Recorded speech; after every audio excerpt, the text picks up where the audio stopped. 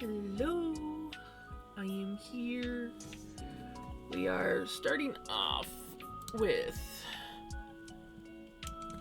oh, I don't want to go that, oh, there we go. We're starting off with a little bit of knitting on the rainbow shawl, but then we will do some spindle work.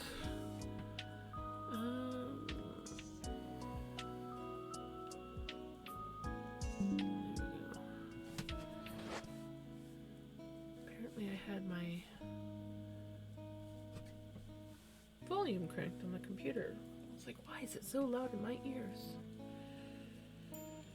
So we're about halfway, or almost halfway through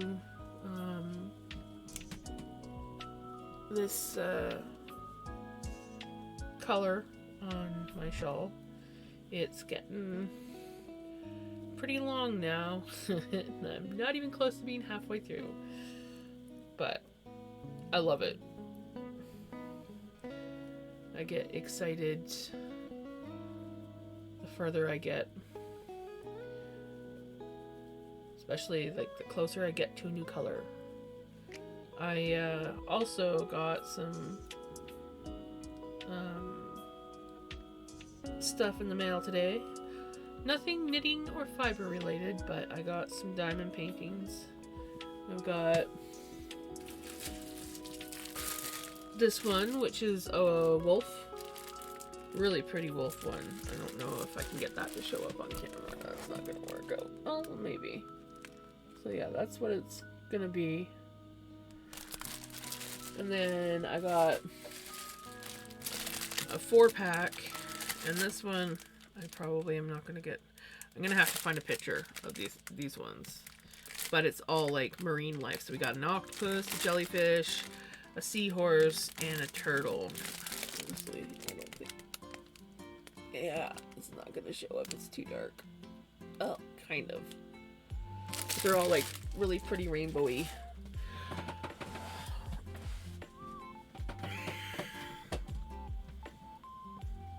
And of course, I had an ad and I didn't realize. Good times. Hello, Mr. Buzz. Welcome in. At the moment, yes, I usually keep my phone handy just to monitor sometimes ads and make sure that my stream is running okay, no lag.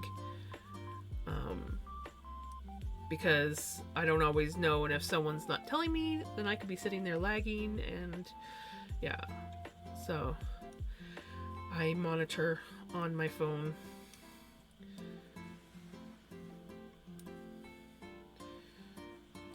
I can't monitor the sound, but I can at least monitor the video. Well, if I was to hook my phone up to my other earbud. Oh, I don't know if you actually saw my new earbuds that I got. Cute little case. Just your typical. And they work nice. I can usually go, oops.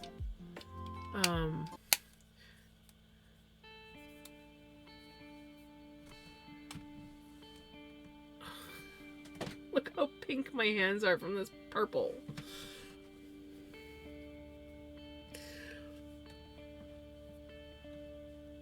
Let me know if you have an ad, because not everybody gets them.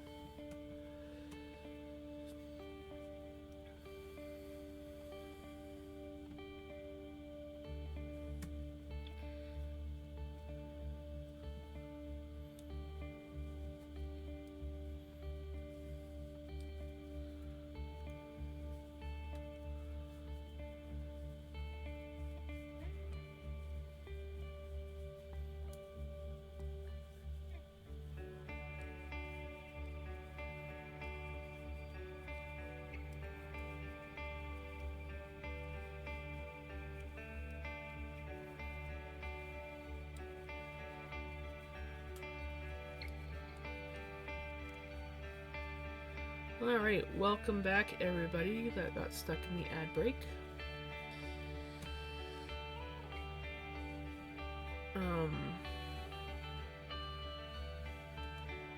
Okie dokie.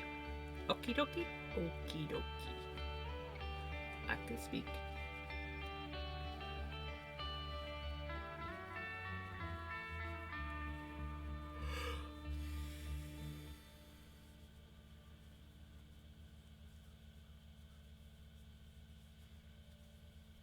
So yes, I will be very happy when I get through this purple, because it is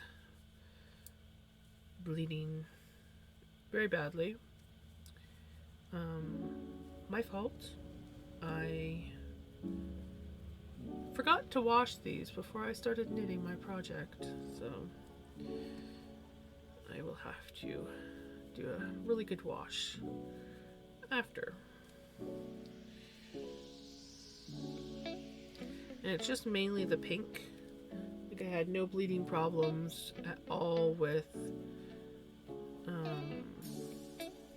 any of the other colors except for colors that had pink in them. So the purple had some pinky purple in there, so that's what's bleeding in the purple. The bottom purple, this part here, didn't bleed. It was this stuff up here. And then I don't know if the red's gonna bleed. I don't remember if that bled on my fingers at all when I was spinning it up. But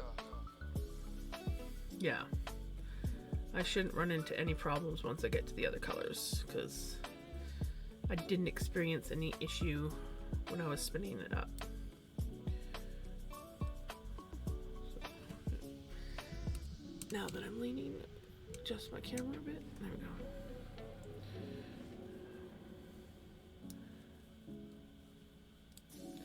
But yeah, so I figure I'll do about an hour, half an hour, hour of knitting on my shawl, and then we will get to business dropping some spindles.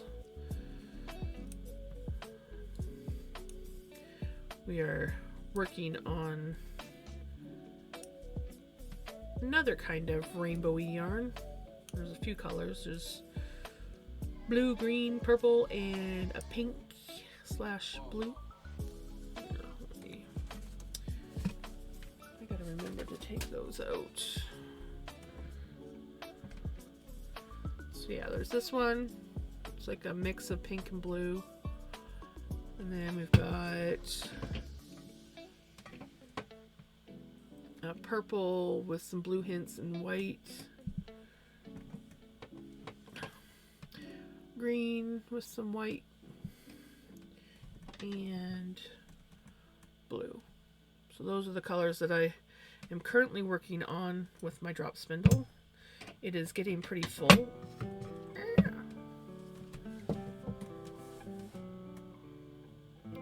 messing with my camera.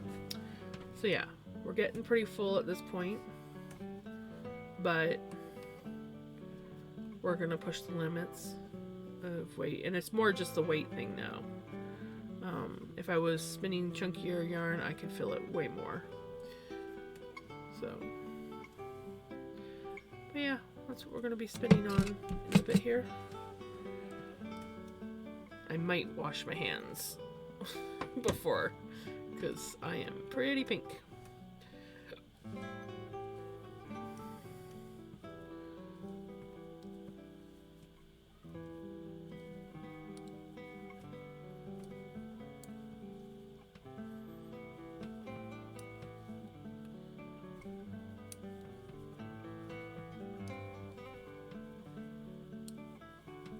But yeah, I'm excited for the next color in my rainbow. And if you can see, the top corner is the rainbow that we're working on. We're working right to left. In that picture, I think that's how it's showing. Yeah. Right to left.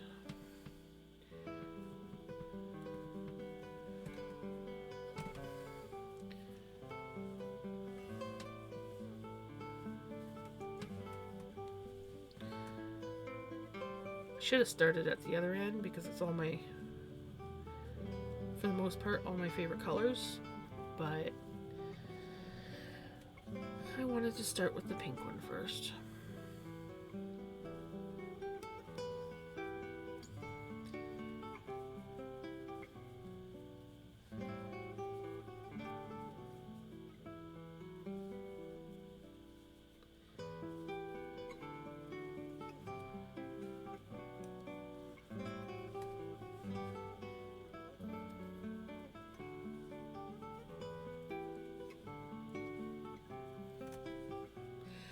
And let's hope that tonight I don't get any copyright warnings, because last night there was at least one song in the list that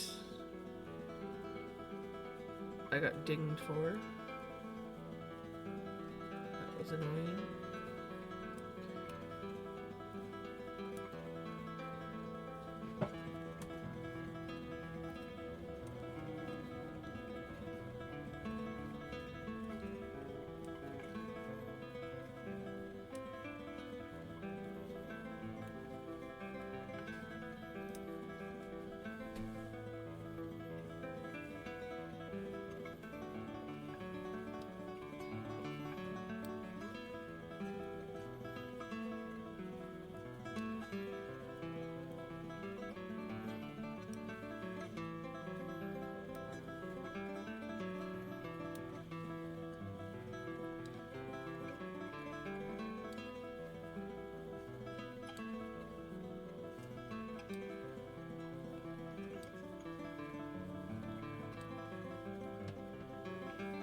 And also, if there's any music you don't like, if you don't like this music, we can switch it up I got a ton of playlists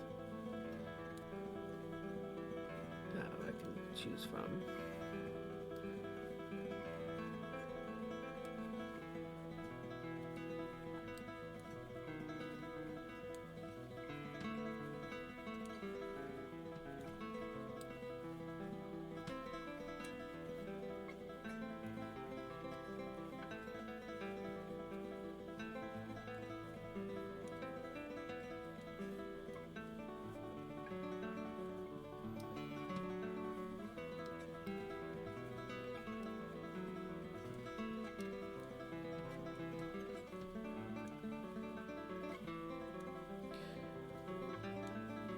So we had a beautiful day today. I actually did some adulting and accomplished some stuff. I went down, got a new air filter for my lawnmower and a wheelbarrow. I love the wheelbarrow, it's nice. It's like one of those dual wheel ones, and it's kind of like just got like the one handle, so you can like literally drive it one-handed. I love it. It was a little bit more expensive than the original one I was looking at, but I was like, comfort and ease versus $30 less. Obviously, I went with comfort and ease.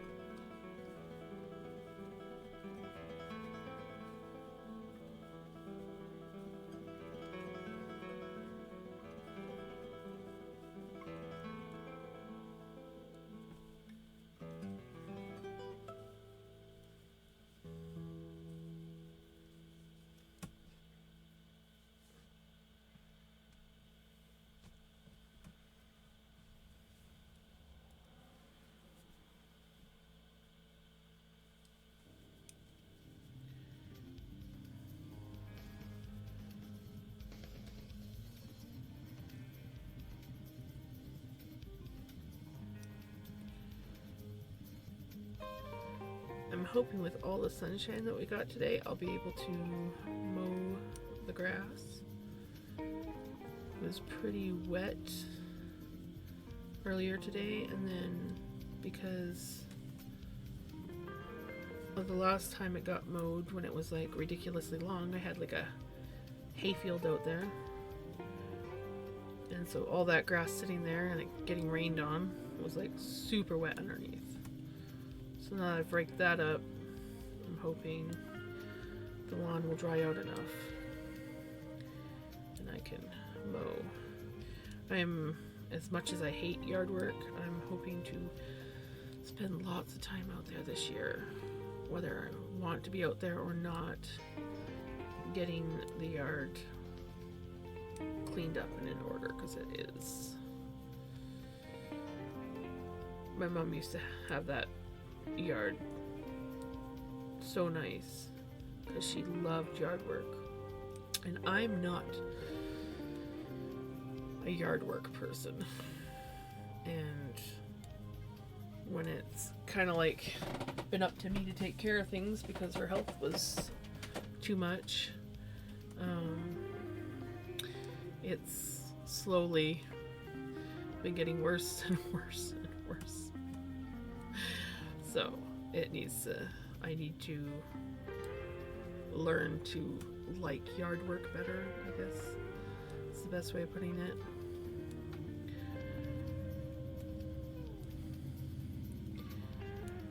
The mosquitoes tried to fight me today, but hello, welcome on in. How's your day going? Or evening? I'm just working a little bit on my rainbow. Yes, I was. I've found so many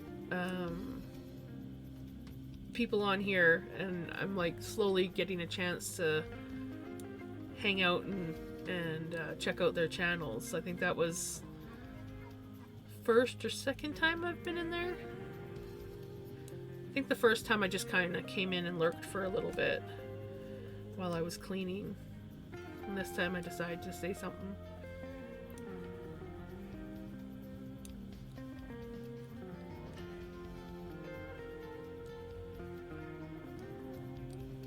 I'm currently working on a rainbow shawl, but I will be switching to my drop spindle soon. Just trying to get through some of this purple that keeps dyeing my fingers because I forgot to wash it.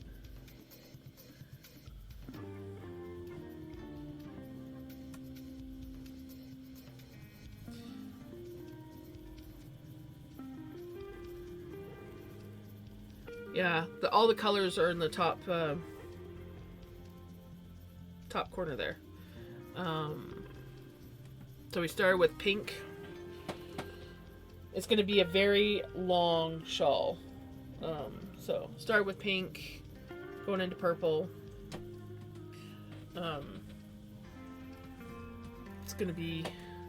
I am from Canada. British Columbia, Canada.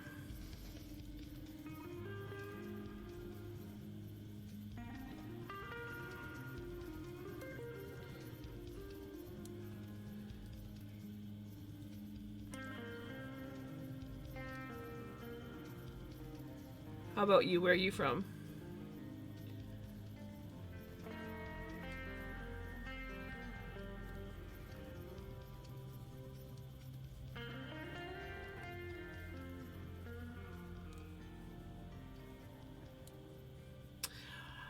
Ah, the other side. So how many hours? Like, I'm coming up to 7 o'clock in the evening here. You're at least... I don't know how many hours East Coast is. Whoo, yeah. It's getting kind of late.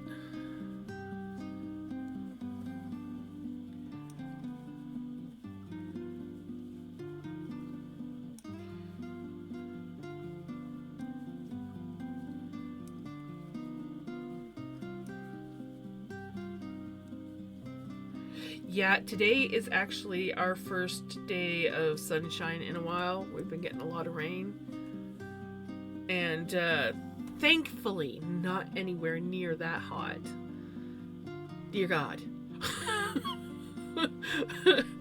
I don't handle heat very well. We will probably be getting up there at some point this summer. But we're more in the like 20 degrees, maybe 25 degrees Celsius, which 20 is 70. So, but yeah, I was out doing yard work earlier today. It was nice to be out there, but I hate... Yes, I go by Celsius. Yeah, so 34 is... Whew. I know a little bit of Fahrenheit, but mostly like off the top of my head, I know that like 32 is like 90 degrees and 20 is like 70.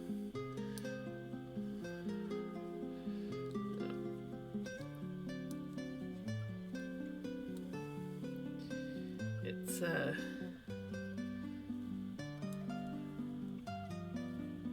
my mom tends to use Fahrenheit.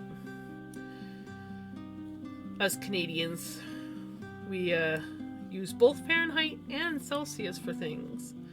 Our furnaces and our cook stoves, we tend to use Fahrenheit. Our weather, we tend to use Celsius.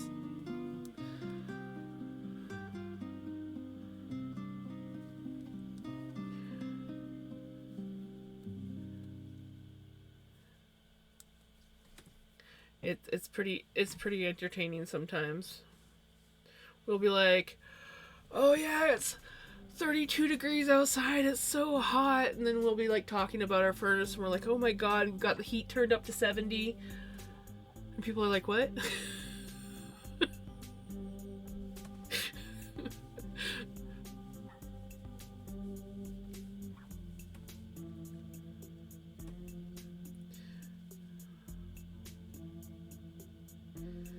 Us Canadians, we're a weird lot.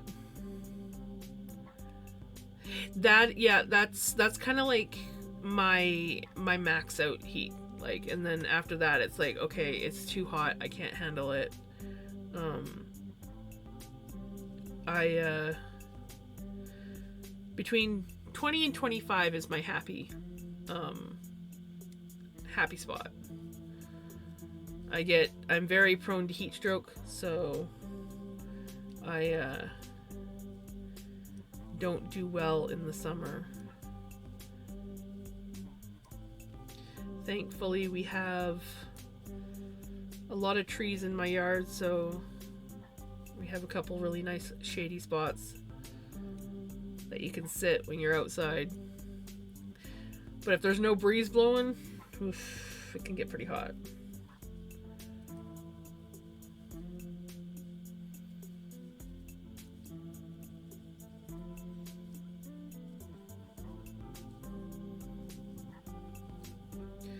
I think I'm finally getting out of the pinky purple. I forgot to... I guess I was like ridiculously excited or something. I don't know. But I forgot to wash and set the twist on my yarn after I spun it up. And so I was like, oh, I'm going to do this rainbow shawl. And I caked everything up into little cakes and started knitting, and I was like I'm like knitting with the pink, and I'm like, man, even after washing that pink, I'm still getting pink on my hands. And it wasn't until like the end of the evening, when I'd been like knitting for like 3 hours or something like that, I realized I didn't wash any of the yarn after I spun it up, and that would be why I'm getting color all over my hands.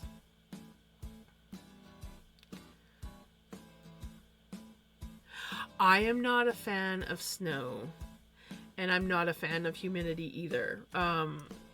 Canada, depending on where you are, has different degrees of humidity, and where I grew up, it was actually quite dry. So the heat was completely different. And while it was hot, it was like, okay, it's hot, but it's like whatever. Here, I'm not bothered by it as much, but where I live now, there's quite a bit more humidity compared to what I grew up with, and I notice it a lot more, and I don't like it.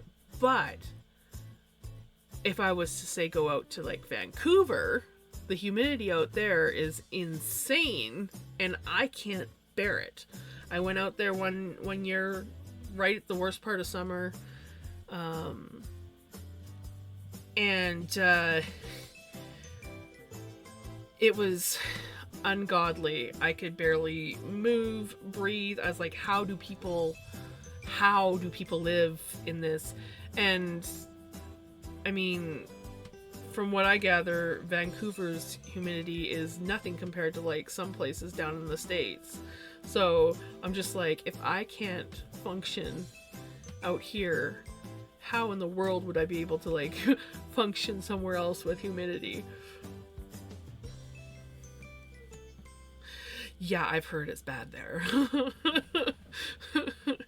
I'm like, no. If I ever go to Florida, it will be like middle of winter time, I think. And even then, it'll probably be too hot. Oh god, 95%. Oh, that's insane.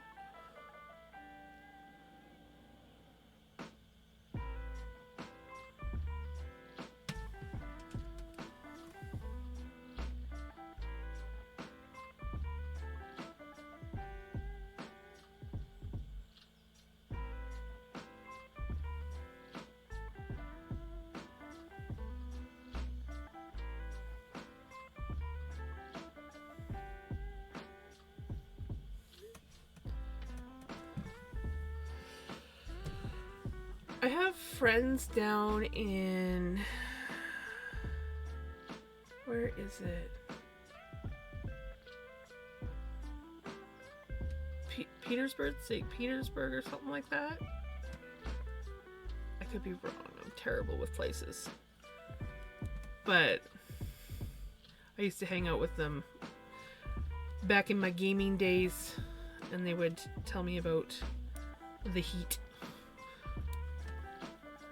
And I would say that they were insane for living there.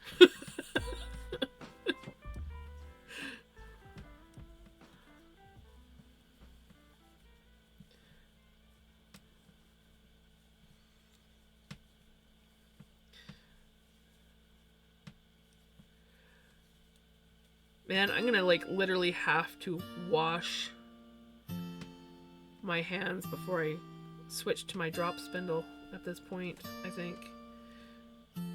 Because these are pink. I mean, this will dye my hands too when I'm spinning with it. But I am currently spinning on green. And I don't want to get pink all over the green.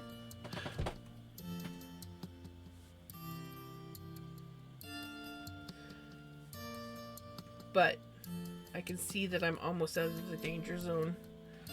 There's not a lot of the pinky purple left. It looks kind of gray on here, but it's... Well, thank you for the follow. Do you stream as well?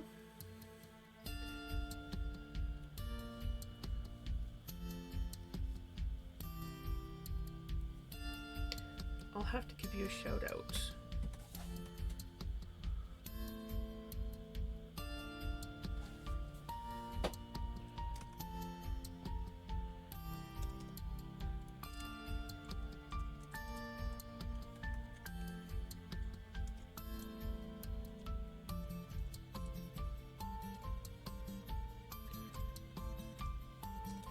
Make sure I spell your name right, because I am terrible at spelling sometimes.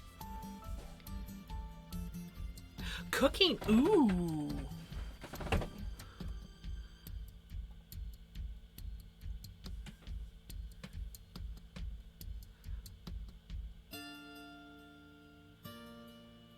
See if my thing comes up.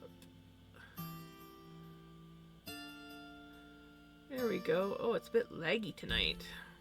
Or my chat is, one or the other.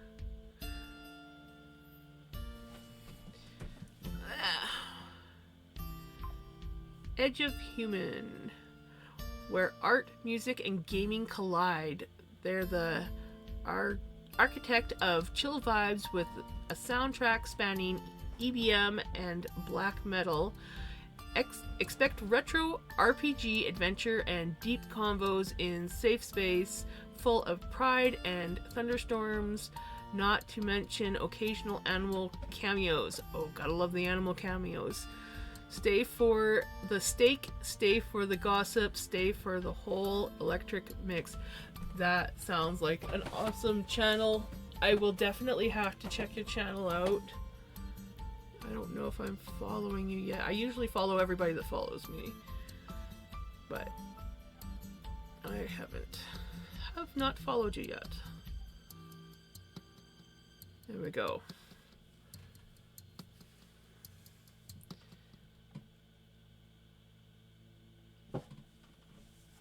You're welcome.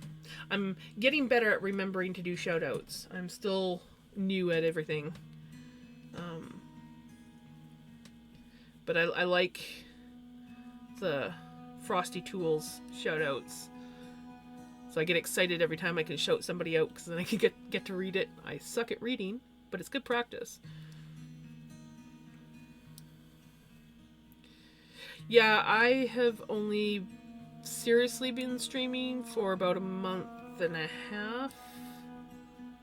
I tried streaming, like I used to have a different channel, and I tried streaming some like Valheim, and my computer couldn't really handle it too much, and I sort of lost interest. And then I decided I would try streaming my crafts. And so I started a channel. I think I tried streaming one day and then forgot about it for I don't know how long. And then I think it was back in May. No, we're in May. No, we're in June now. I think it was like end of April, beginning of May, somewhere in there. I decided I was gonna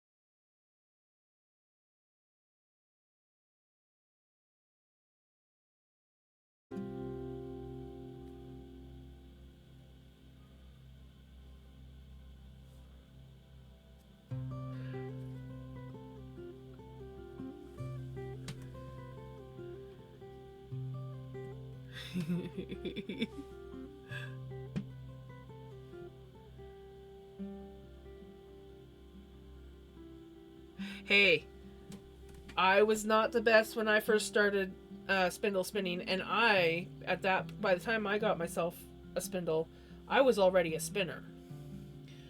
So, and I'll help you with any pointers you may need on spinning.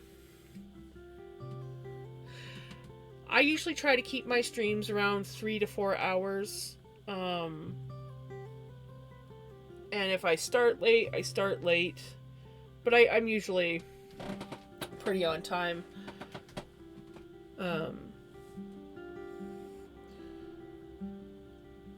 yeah, I don't know if I'll keep doing this, because like right now I'm doing 6 days a week. And I might find another day and just do a 5-day week. But I will make sure that I don't have 2 days off in a row unless it's like important or whatever, because I know after my Thursday, whenever I take Thursdays off, the next day I'm just like, do I want to take another day off? Do I want to take another day off, or do I want to stream? And so I always tell myself, no, you're gonna stream, because if you take another day off, it's gonna be like, and then another day, and then another day. Hurry back. Okay, so I put in my 5 minutes of drop spindle. I want to knit a little bit more on the scarf. I keep calling it a scarf, it's a shawl. And then we will be back to more drop-in spindles, because I almost want to just like continue with that. Right? I feel that. I definitely feel that. I actually, there's days when like I get up in the morning and I come over here and I have my morning coffee and I'm doing a few things on the computer or whatnot, and then I usually diamond paint. And there's times when I'm like, I should just turn my stream on. And then I tell myself, no, I'm not allowed to. Because I don't want to burn myself out. Yeah, exactly. And like I was warned about that big time. And like I have a really good friend who used to stream video games all the time, and like she had like a super busy life. Her boyfriend has a YouTube channel, she had a YouTube channel, she started doing Twitch and gaming, and that's how I met her. And then like, and she was doing a lot, like almost every day, like clockwork. And then she was doing like fun things, like there was one, she never did a 24-hour stream, but she did a few 12-hour streams and all this stuff. And then it started getting to her. Like she was burning herself out. So she actually ended up taking a hiatus from Twitch. And then she was just doing some stuff on her YouTube channel. But now she, I don't think she's posted on her YouTube channel in a while. And she's just like helping her boyfriend with his. And they're doing a whole bunch of stuff. And so she's hoping, she did say that she is going to be coming back. I just can't remember when. So I think they're trying to get some things sorted out. But it's like, I miss her. And I'm like, I think she just like, she burnt herself out. She was doing too many things, and I don't want to do that. So I try to stick to a schedule.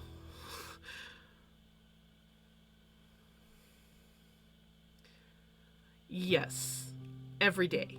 Every day is that for me.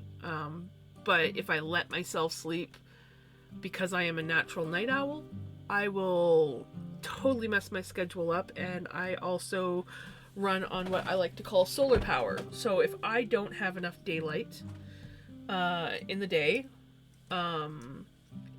it doesn't affect me at first, but then it starts to hit me and I'm tired all the time and I start getting sick and I can't function. So I force myself to get up at like 8, 9 o'clock every day, whether I want to or not. Even if that means I'm dragging myself out of bed.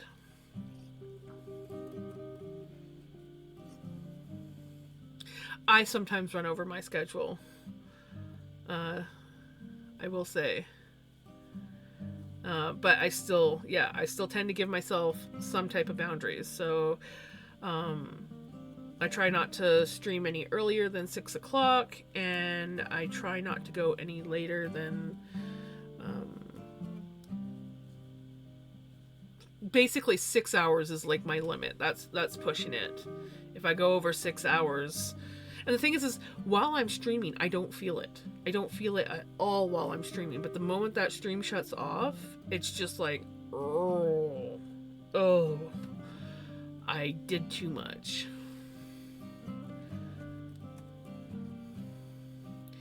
So basically I told myself to treat streaming like a job. Which doesn't, I mean, when I worked back in the day when I actually worked, I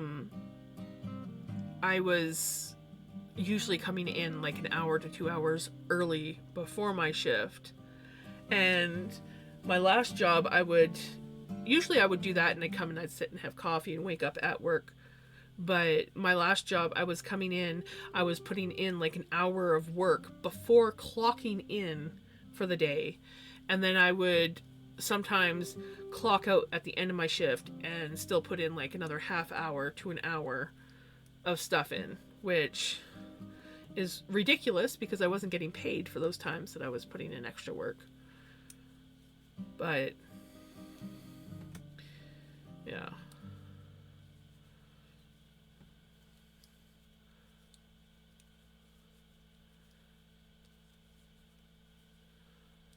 Exactly. Like, just, you just don't realize how much energy you're putting out when you're actually streaming. Until it's like, okay, we're shutting it off now. And it's like, oh. I get like stiff and sore from sitting for so long, even though I'm avid sitter of doing nothing and just sitting crafting. But when you're on a stream, you tend to like not move around as much, just not thinking about it.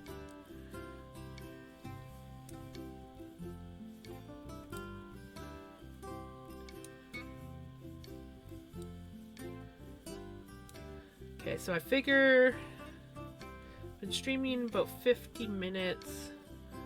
I'll go to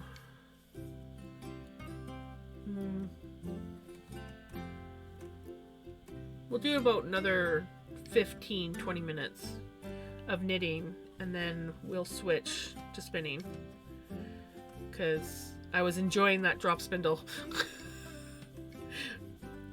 And I am finally through the purple that dyes my hand, so I'll when I'm ready to spin, I will go wash the pink off my hands and get myself some fresh water because I forgot to fill up my water, and it's, thankfully I don't mind room temperature, but that's yesterday's water. Oh yeah, so black bean turned out better than the avocado. I'll grab both. Oh. Sorry, you just saw my big butt on camera. Okay, so black bean. I think these two turned out the best for blue color. It looks kind of gray, but it is blue. It's like a gray blue. And who is calling me? I really need them to stop calling me. It's just the internet company trying to sell me internet. And then this one got, you can't really see it on camera, but it does have a bit of greenish tinge here. it didn't dye quite as nice. So like some of it's nice and the other parts are like eh. And then this was kind of like an afterthought one that I threw in with very little black bean left, and there was some pink in the bottom of the jar, so there's some pink on there. And it's more of a greenish tinge. So that's my black bean. And then my avocado, this one I tried dyeing with Mordant. It's more of a like a greeny yellow kind of color. I don't know how to explain it, but it doesn't look nice. So I'm either going to like re-dye this or use it in like a blend or something. And then it's probably not going to show up on camera. I did post a picture of it in on my Instagram, but here, let me get a regular color one. Pink fingers, please don't dye my yarn. So this is your normal white, and then I got a very pale pink. You know, I haven't thought about spinach. Spinach might be fun. Okay, I need to read chat because I have been missing a bunch of chat in here.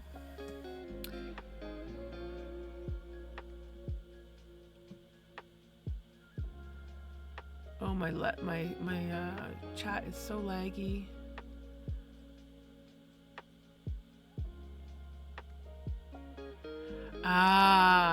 Soon. I'm thinking soon. For my wheel, Helga, I am thinking, once I'm maybe done with doing some drops, I have another like bunch of these, or I have a whole, is this the small bunch or is this the bigger bunch? I think, yeah, this is the bigger bunch because this is the small bunch, but this is, well, I can't remember how many ounces now, but this is like half of each hank of the drop spindle colors. And I was thinking of taking these to, I should unpause my chat. I was thinking of taking these to my blending board and making something really pretty. It does seem never ending, but I have noticed that I am getting low compared to what I was. Like, I mean, I bought 11 pounds of Corriedale off of Etsy. That's what this stuff is, but I bought like 11 pounds of it, and I put it all into hanks of roughly, I think they're like, well, each bag comes to roughly like, roughly 10 ounces of Corriedale. So like 4 hanks per bag, and it equals out to about 10 ounces. So I think they're around 250 ounces per braid. And I am actually down to, I think I only have 4 packages of undyed stuff left. And I had like a whole garbage bag.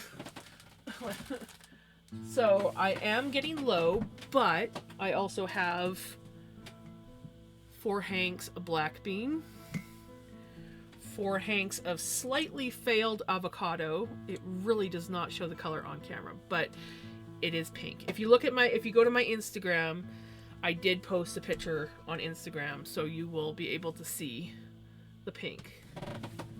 I need to bag those up, but I haven't. I was lazy, so I threw them. So we'll see.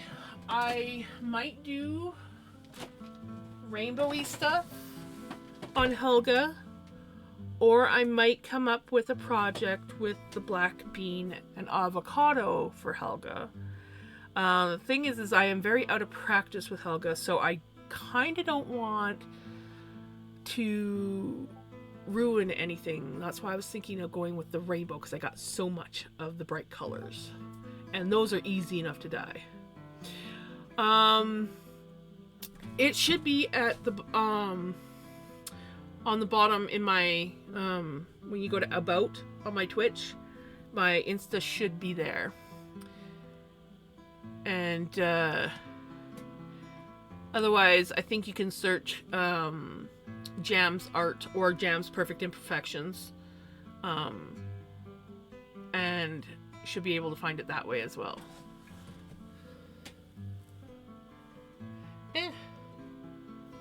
But I am also buying more stuff. Like, I have a Rommeldale, 5 ounces of Rommeldale, I think, coming here. It's shipped, but there's no tracking information, so I just have to, like, keep checking the post office. Usually it takes about 2 weeks for things to ship to me in Canada, so I'm giving it 2 weeks.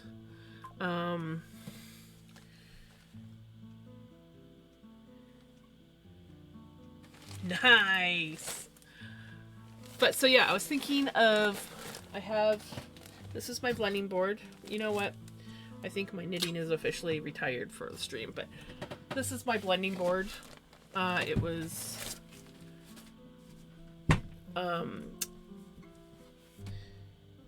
the cloth was a present from my mom. She bought me the cloth, and then I just went and bought a cutting board. So I want to do some blending too. I don't know if I'll do it on stream or if I'll do it off stream, but yeah, Helga is coming. That was a long-winded way of me saying Helga is coming.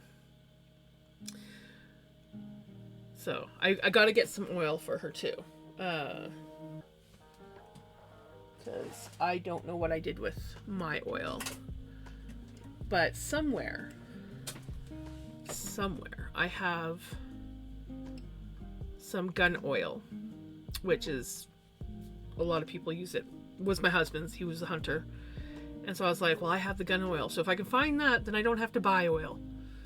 But if I can't find it, then I'm going to have to buy oil. So, I know. She's got some...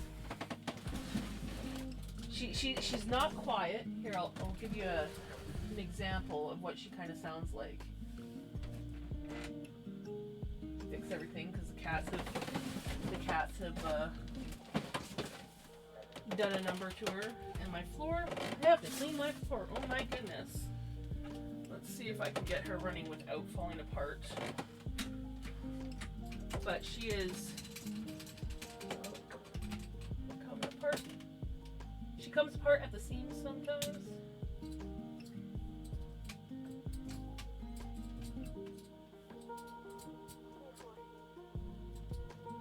Yeah. But yeah, so this is, she's not the quietest. She's actually sounding pretty good right now. I don't even know if you can hear her. She's actually kind of quiet, but she does rattle. And she gets going pretty noisy. But her poor bearings are dry. I need to oil them up. She sat for so long. She sat for over a year. I look forward to spinning on her again. I had to. She's been jerry-rigged. This is a dowel that I had to stick in here because well, as you can see, the mother of all, that's what this whole piece here is called, is floppy. And then the two maidens here would rattle, and it would make her come apart. And make her really noisy. So I put some hooks in here, and I stuck a dowel on here, and it keeps her from, oh, I see I've done her up too tight. This is also a jerry-rigged spacer. Can you see that? This little white piece is some polymer clay that I use to rig up so that I could use my nano spindles.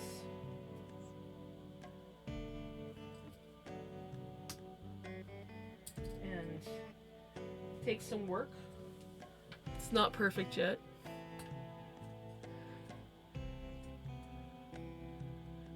Did she? Pickles! Come say hi. Your fans are asking about you. Come here. She's like, yeah. There's Vinny.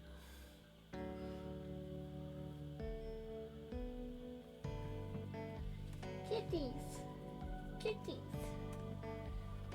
Hi, Bobby. But yeah, so Helga will be coming soon.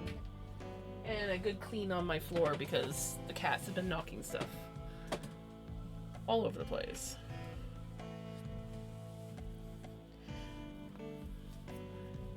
So yeah, I'm excited. I'm excited to use Helga, and I'm thinking we'll use this on her as a warm-up and making sure that all her kinks are out. I can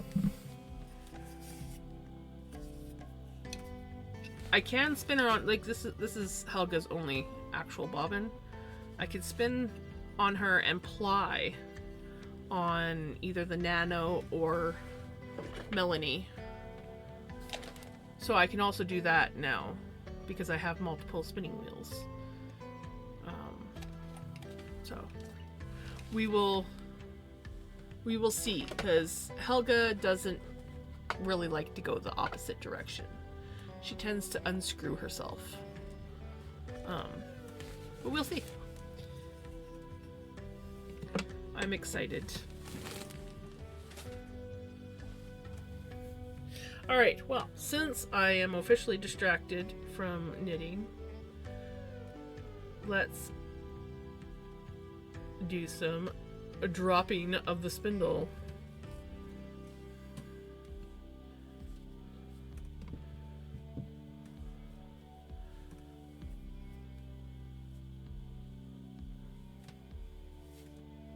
I always forget how long the staple is on Corriedale compared to Merino.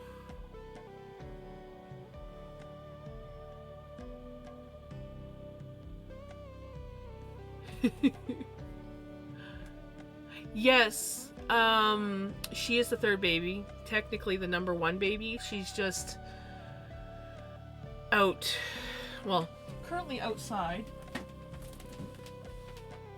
I can't see her at the moment, but she's outside and she lives over at my place. I'm working on a setup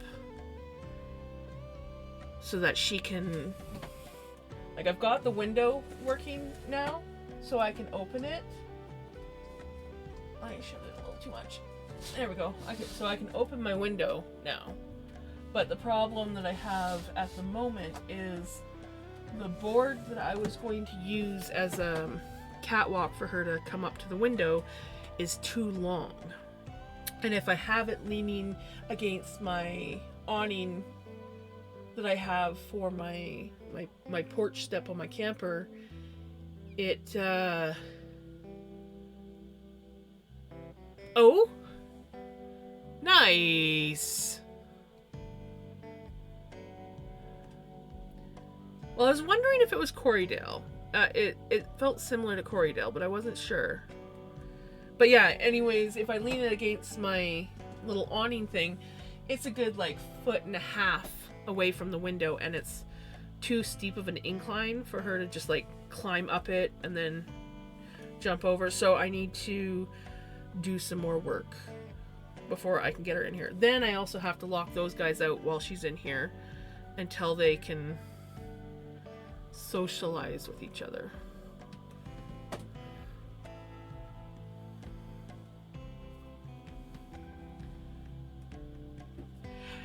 No.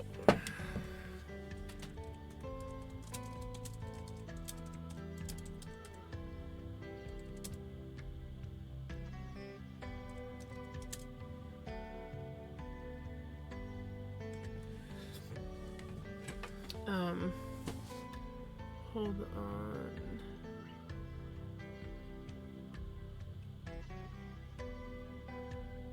Do I have it on here?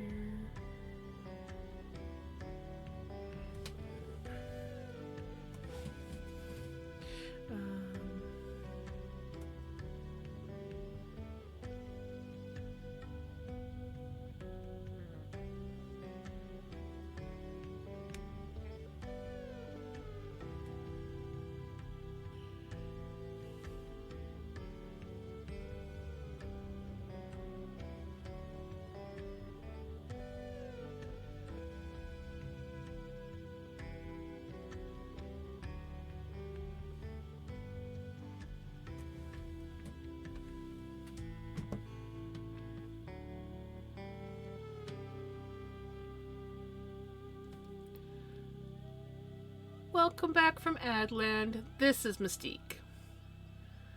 She's a tortie. She's an actual tortie. And she is adorable and a demon. She is also, I haven't used this one in a while, but this is also her. This is my catering to the fur demon screen.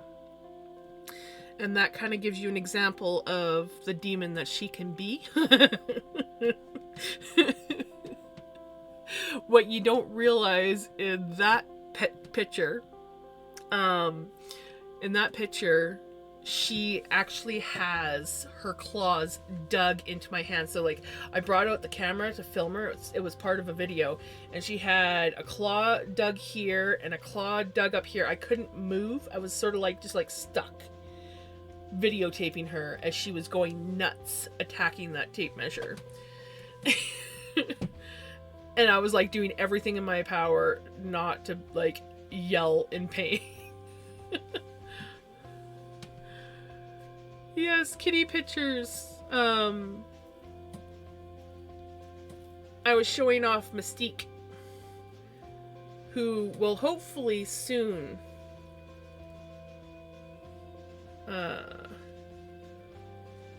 I'm hoping to have her in here soon. I just gotta work on tweaking the little catwalk up to the window. And then I'm hoping to get her coming in from time to time and making an appearance. I just have to make sure that I lock the other cats out.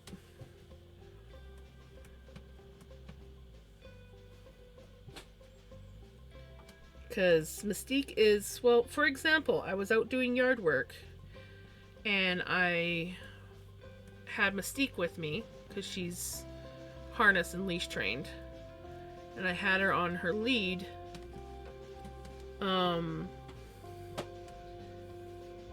Actually, I had her tied to the flagpole. And I was sitting down in the shade taking a break, and all of a sudden I see and hear my cat struggling, and I watched as the neighbor's cat goes bolting by and my cat goes bolting after her, and of course her lead and harness stop her, and she kind of like jerks, and she's like sitting there going, "Come on, come over here, I'll kick your butt." And I'm like, "Steakers, leave the neighbor cat alone." She took a round out of the neighbor's cat once when she came over to my place, and that cat has been afraid of Mystique ever since. Like, it's almost never that any of the neighbor cats go near my side of like where my camper is, because they know that Mystique will try to take a round out of them. So it's gonna be interesting socializing her with these two.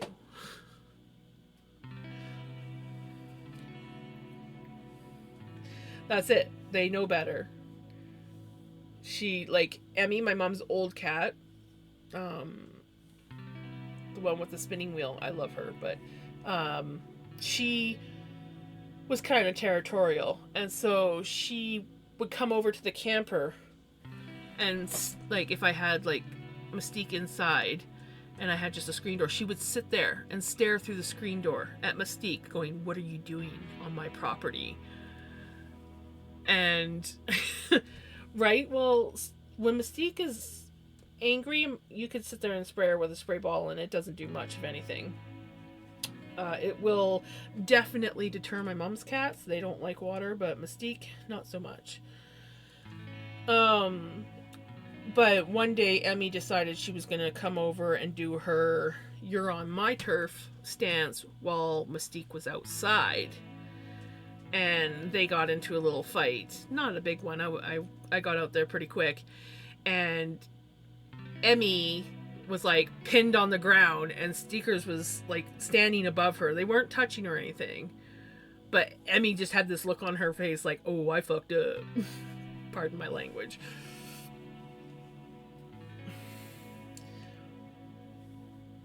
She was just like, oh, I messed up.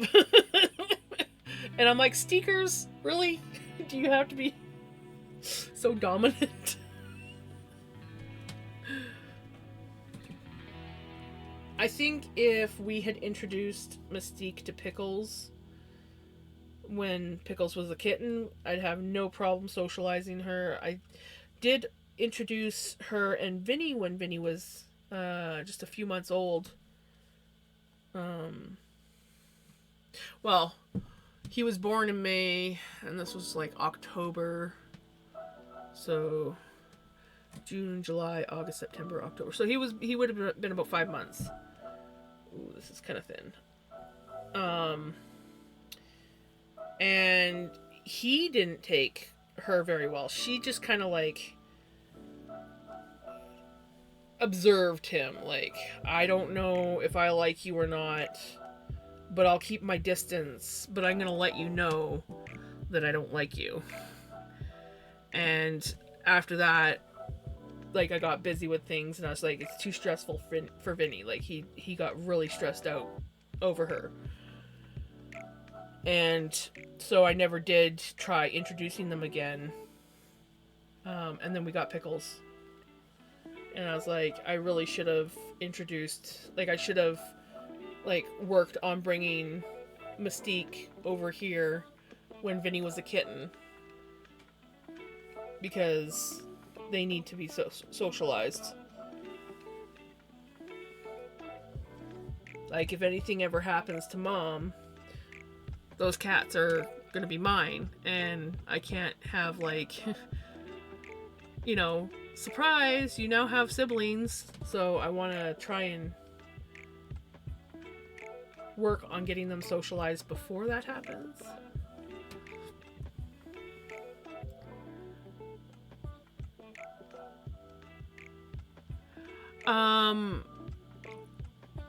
I tend to spin everything lace weight.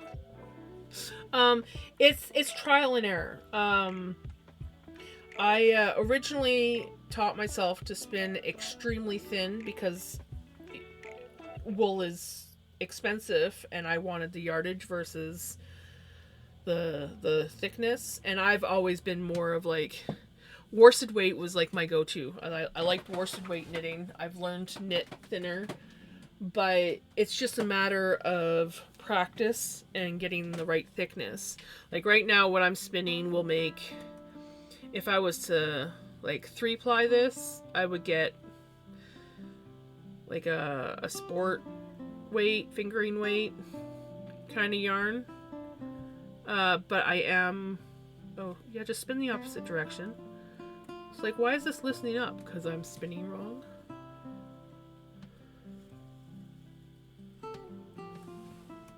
Oh no! Not yet for the indigo pots.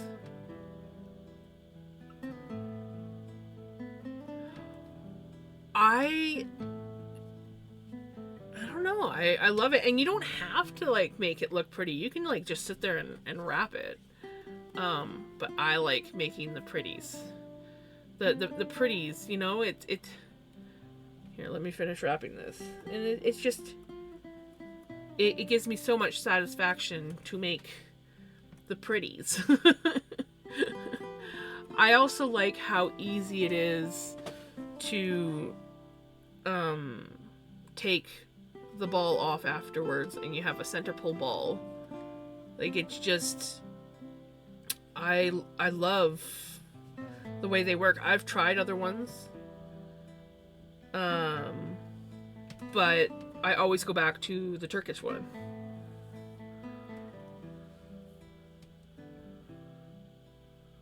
Yep, that's what I do. It took me a while to, like, you don't really start to notice the pretties until the ball gets bigger too. When you first start, it looks kind of janky. And the secret that I found is trying to get, like, fill it until you're like right to the very edge, so that, like, hold on, let me wrap this up. So, where's a good example? So, like, here, it's like pretty much touching the arm. Like, so I just keep wrapping until I get that. Like, but like, if you see, it's kind of like spaced out and a little bit open because I wasn't as careful when wrapping the last color. But yeah, it's just mainly practice. And like, if you mess up the first row or the second row, or like whatever, the one layer, if you just keep going, eventually the next layer will cover up the ugly layer.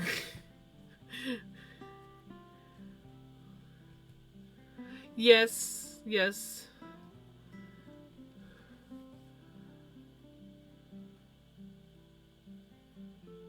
I really struggle with top-down spindles. If I'm gonna use a spindle, it usually ends up having to be like either Turkish style or behave. Or I made this one. It's a little bit janky, but it works. I used some polymer clay, and this is actually the original spindle that came with this guy here, but I found it was a little bit too long, and so you get like a wobble when you spin, and the spin wouldn't last as long. I think if I had like a support spindle dish, I could literally use this as a support spindle, but it works pretty good with this guy, this disc. I unfortunately don't have any more roving on him, so I can't really keep going. But I like this guy. He's kind of fun. I want to do some more things with him. And then I have... This one's fun. I haven't used it as a support spindle yet because I got to practice with support spindles. But this one here was actually designed to be a cross between a Turkish spindle and a support spindle. And it's like super lightweight. It's 3D printed. It has a very nice spin to it. And because of my tablecloth, I can actually use this like a support. Like, it spins really well on this. Doesn't go anywhere. I love this. I got this off of, was somewhat local made. It was made in Vancouver. This lady in Vancouver, I think Vancouver Island, makes them. And it was, I wouldn't say it was a good price. I've definitely bought cheaper support spindles, but I like the way it spins. I love the way it looks, and I like the fact that it was a cross between a support as well as a drop. Don't get me wrong, I tend to take this spindle out when I'm doing drop spindle and use this. Oh yeah, this was another experiment of polymer clay. It's okay, it works, but I tend to use this chopstick to do my drop spindle, because again, if you got too long of a bottom, you get the wobble. It still works. This one actually works a lot better than like the wooden one, if I do use the spindle, but I tend to get a better spin using the chopstick.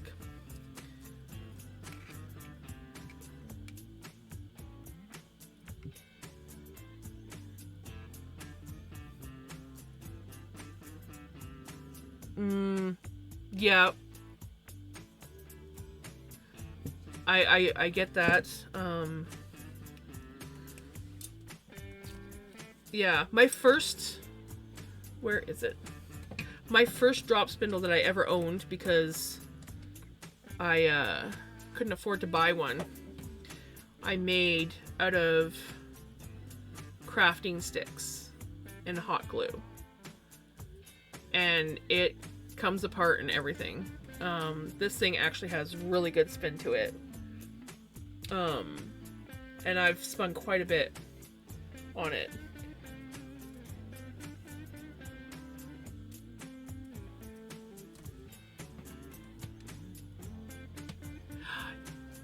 I love experimenting, and it's like if I see something and I'm like, ooh, I want to try that, but I can't afford to buy it, I will try to make it. And usually 90% of what I make is jerry-rigged in one way or another. But yeah, this is... I still come back to this guy because he's fun to use. He does need a little bit of fixing. His one little thing in the center is have like a little spacer, and he's coming loose. And the cat was chewing on him the other day, so I gotta check to make sure she didn't damage anything. But those are my spindles. My lovely makeshift jerry-rigged spindles. Surprisingly, this one works pretty good. I was surprised. I did not think it was going to. And I made it in like 15 minutes. So if I was to like actually take some time to make a proper one, I could probably do better. But it works.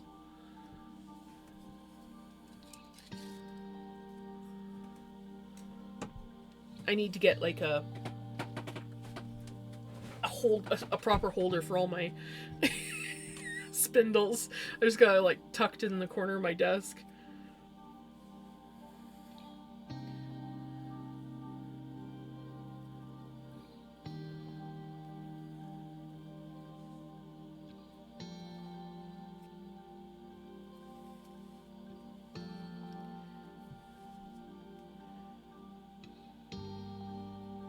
I want to try some other spindles for sure.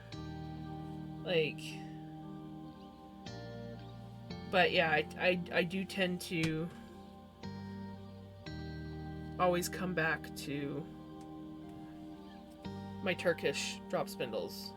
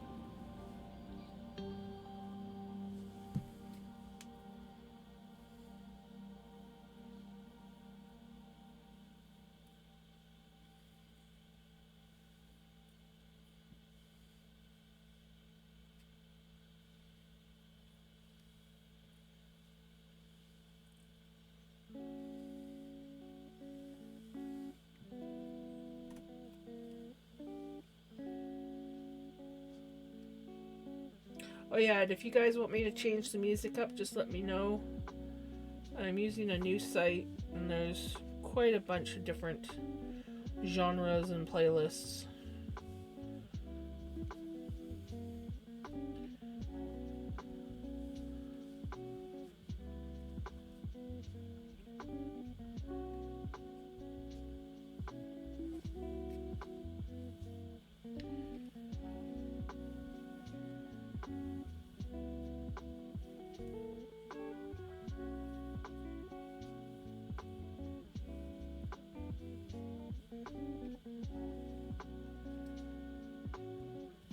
right? I like to go with the chill stuff. Last night I went with folk, and it was okay. Some of the music was a little bit janky. Like, kind of reminded me of a...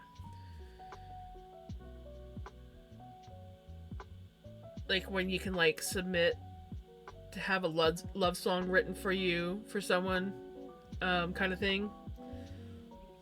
And I was just like, some of it I'm just like, huh?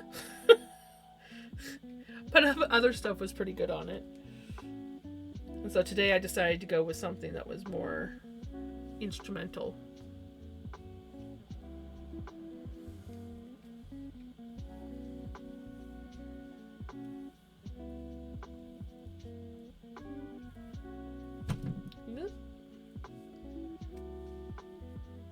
It's the problem of spinning so thin when your spindle gets this full. And then what do? I continue to spin really thin.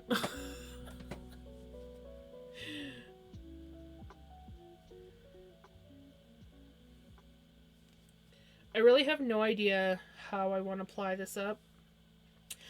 But I think I'm probably going to do 2-ply.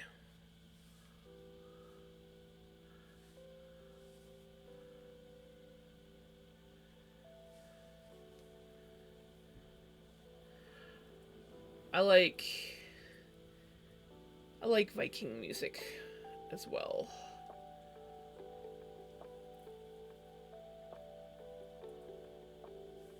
I would love if I could like play some like, oh, I'm terrible at pronouncing their name, but like is it Healing or Healing? Yeah, I can never. I love them, and there's a few other ones that I can never remember their names.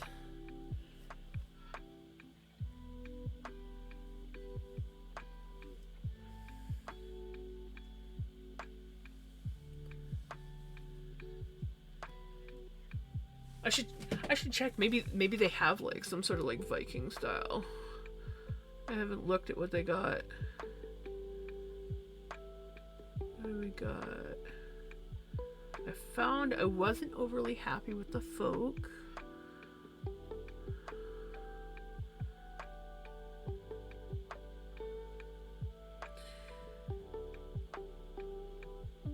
Man, it'd be so nice if I just came across one that said Viking.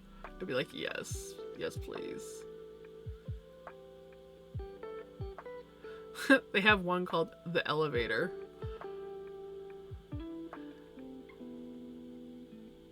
No, I didn't think I was gonna get that lucky, but I was hoping that I'd get lucky enough to see one that was like Viking.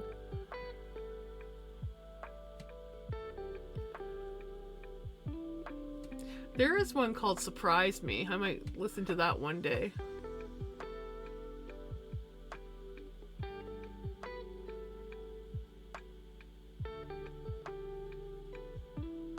No, I haven't. I should write that down so I can check it out later.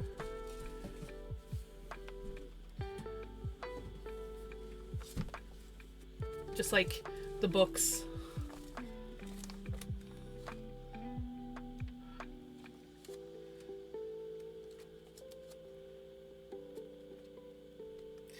That's book recommendation. Now I gotta do music recommendation. Perfect. Music.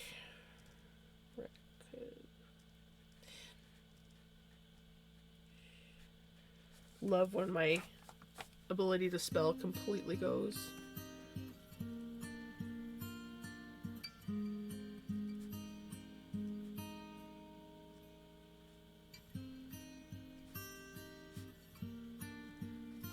Perfect. I will look them up later.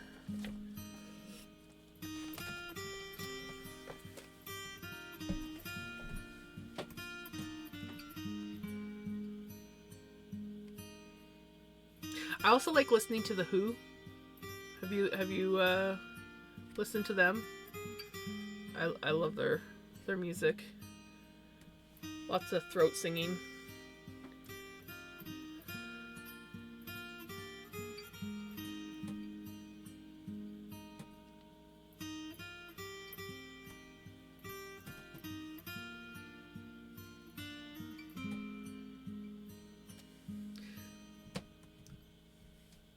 have like such a wide range of music that I like to listen to. It's like I don't think about it. I'm like, oh yeah, no, I'm like a folk and indie person. That's my style of music. And then it's like, oh, but I like this, and oh, and I like that. Oh, and I like that. And it's like,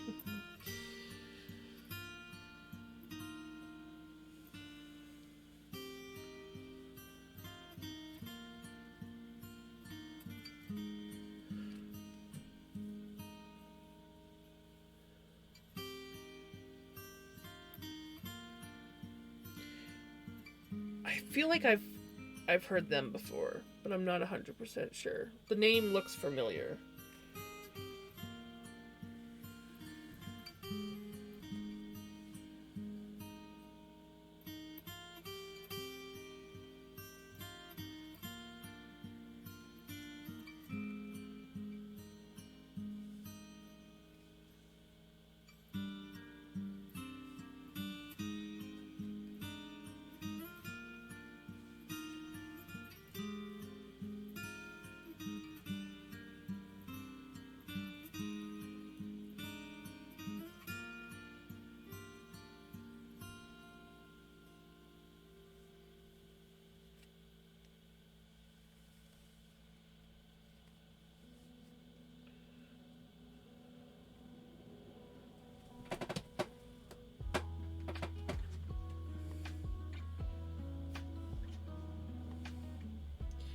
I'm paranoid that it's gonna start raining again, and I'm like so over the rain. But the weather calls for like sun for the next 5 days, so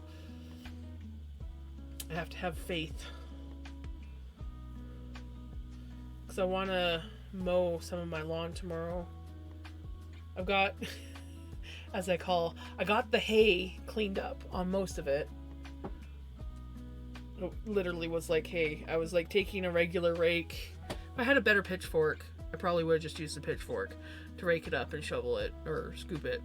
But I would rake it up into a pile with my lawn rake, and then I would take the pitchfork and heave it into the wheelbarrow barrel, and I'm like, my goodness, this literally is like freaking hay.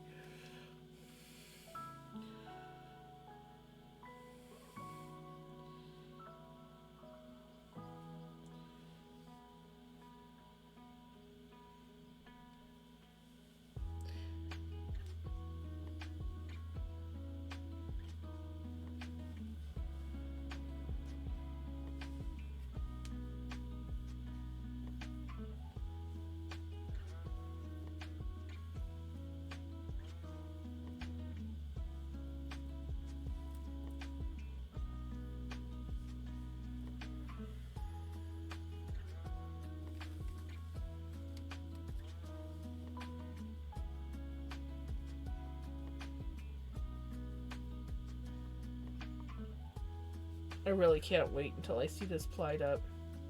I just don't know if I want to do like a chain ply with it or if I want to do a 2-ply. Thinking 2-ply. Because if I chain ply it, I have to like ply it on my spinning wheel.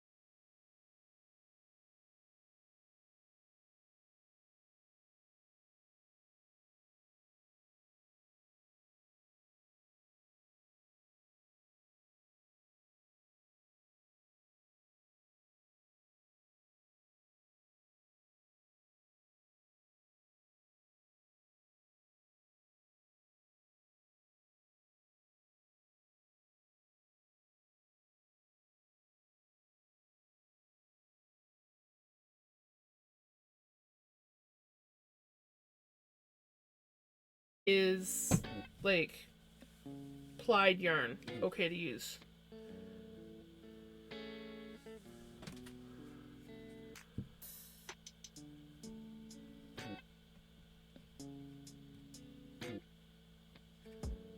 Right. Yeah, that's the nice thing about wool, is it felt so nice.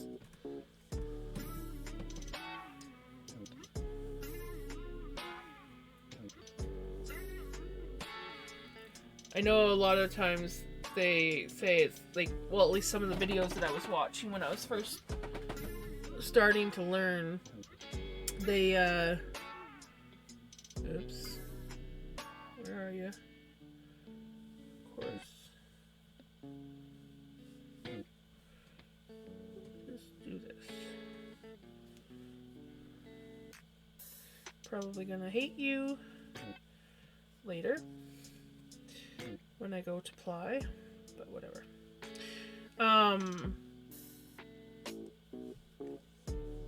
Some videos said that it was like better to use a single ply, but I figure as long as you can felt the ends together, it shouldn't matter whether you're using a single ply or a 2 or 3.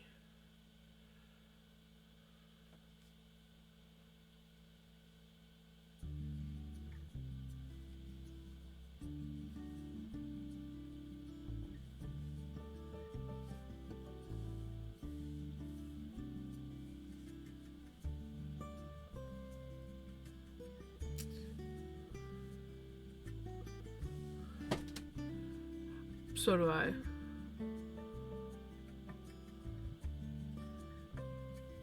I tend to be a fairly tight plier. Gosh, you need to stop. Did you see how thin I was going? I'm like, I can do it. I can do it. I can get that thin.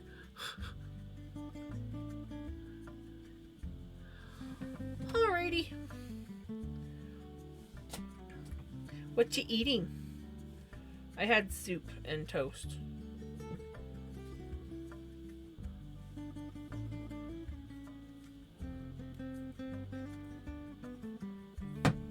Oh, come on. You're being so stubborn right now. I think both me and the yarn are being stubborn because I keep going thin.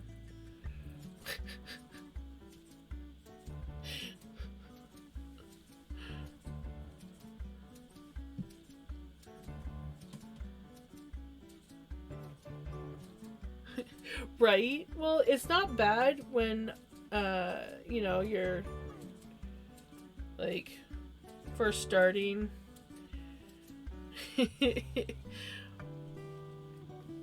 But once the bobbin starts to get weight on it, then it definitely makes it more challenging.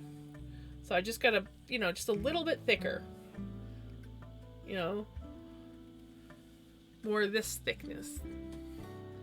That the spindle seems to be happy with, but this one right in here it's a little bit too thin, and it doesn't like it very well. But I still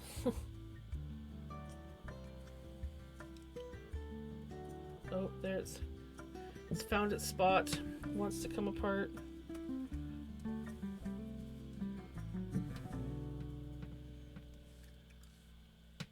I'm not felting it together.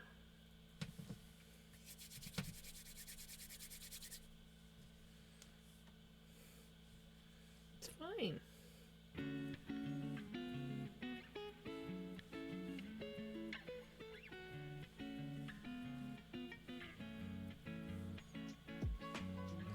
See? Good.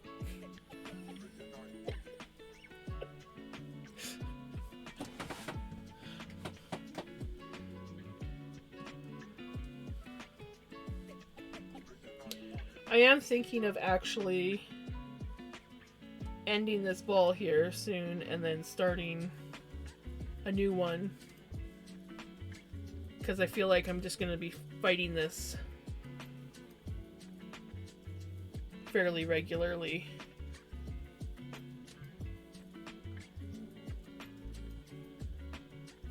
And I don't want to like make my yarn too thick, so. What do you think? Should I like end it here after this blue and start fresh? And then I could always ply the two balls together and see what I come up with, especially since I'm coming down to where I'm going to be getting into some white. So maybe I should do that.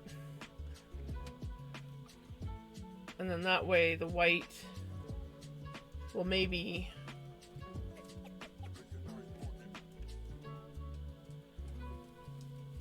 we'll get kind of like the barber pole effect with the white, and it won't just be like white at the whole one end of the ball. So maybe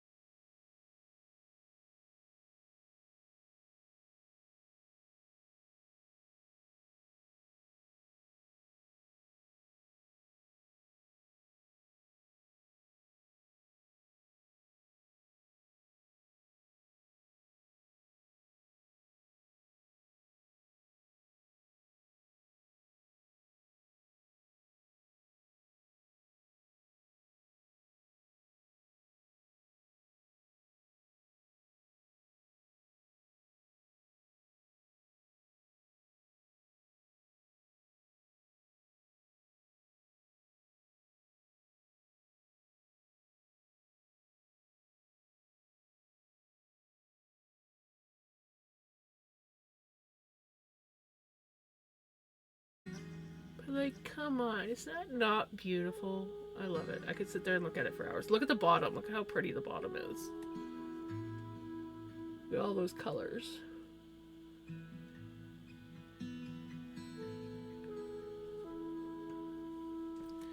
So we will put this guy up here where I hope he doesn't get into trouble. Good little turtle. And we'll start a new one. Have a good sleep and a good listen.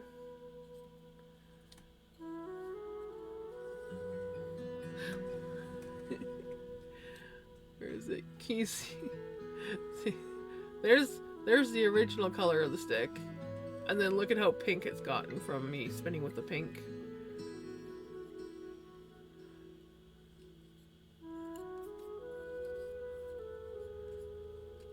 I gotta sand this. I gotta take the Dremel, I think, to it. It's got a few little nicks in it that...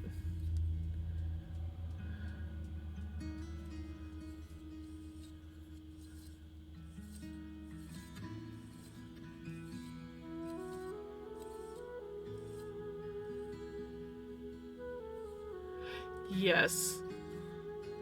And it's only the pink that's, well, pink and on my shawl, the purple, because it's a purpley pink that I use to dye. I'm probably like, I think the pink bits in this one, the pinky purple bits, which literally just show purple, but they're quite pink. I think these bleed a little bit as well. But the blue doesn't bleed, the green doesn't bleed. And I'd wash my hands, but we're about to use some pink, so they're just gonna get crazy again anyways.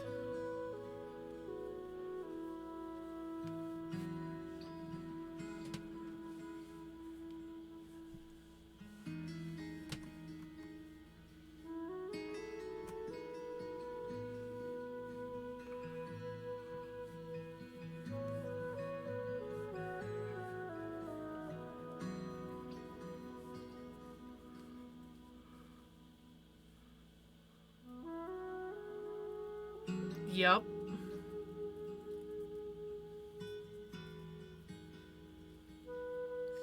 It really is. And you think red's bad? I'll tell you right now, my red dye doesn't bleed nearly as much as my pink dyes. I don't know what it is about the pinks. They strike really fast, and they bleed like crazy.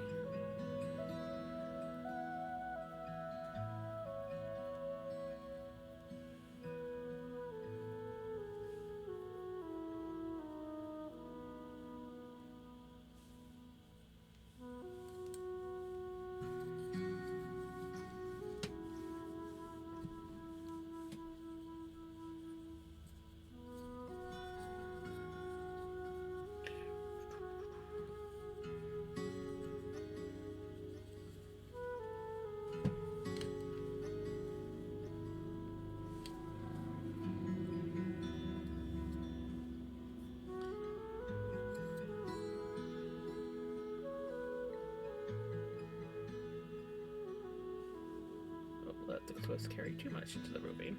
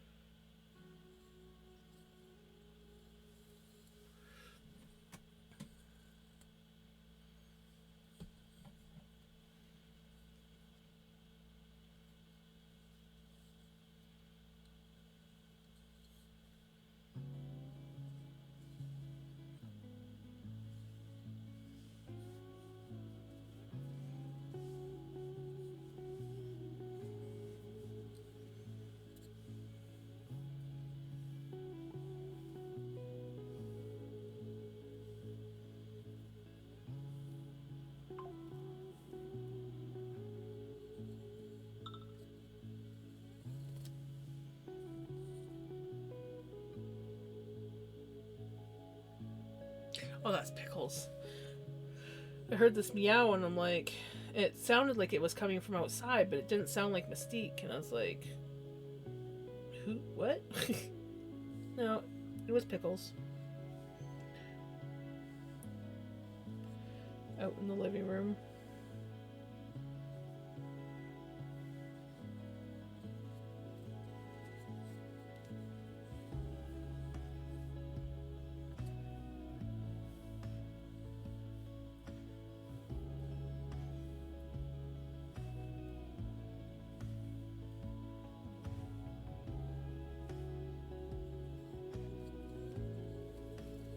Yeah, I should be able to easily get another turtle shell, same size, with this stuff, with what's left.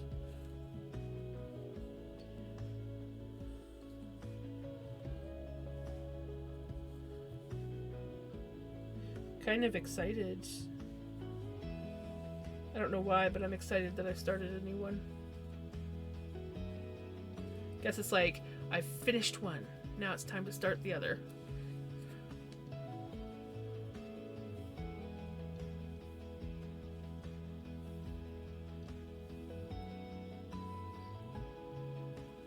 And I still have more rainbow. Well, it's not rainbow, but it's rainbow-ish. It's like part of the rainbow.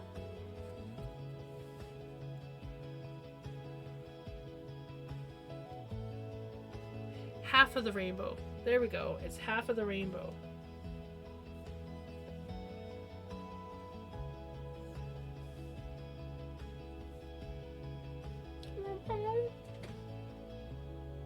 Pickles.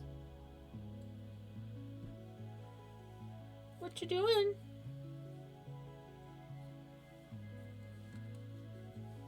Hey, baby. Do you want to come say hi? Come here. Oh. Come say hi to everybody. Minnie. I best move my keyboard out of the way. She'll lay on it.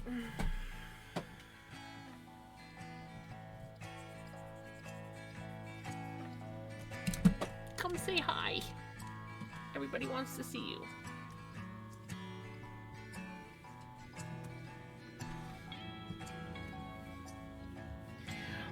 Right?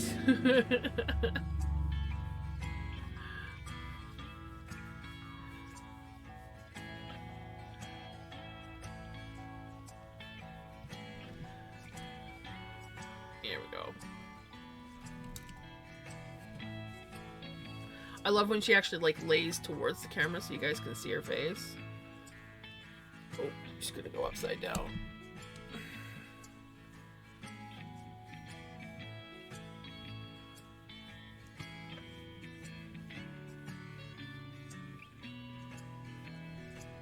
Once her heat's officially gone, she's not gonna let me do this, but you know. Right now she likes belly scratches. So I'm going to take advantage of it while I can.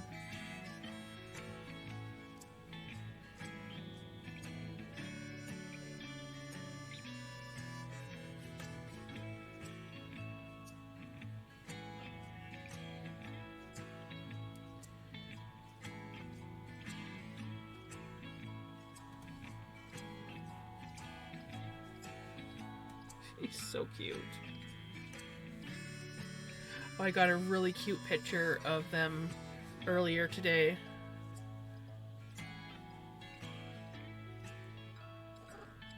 Ooh, really?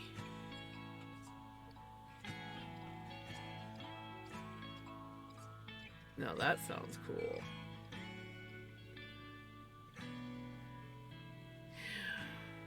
I am trying out an emote. I think I might have gotten an emote of a pickles of pickles, a picture of pickles, but it's still pending, so I don't know. We'll see if it works.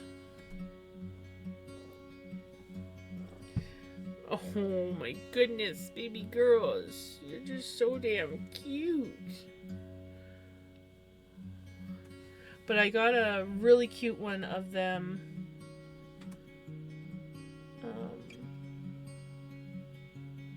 Today.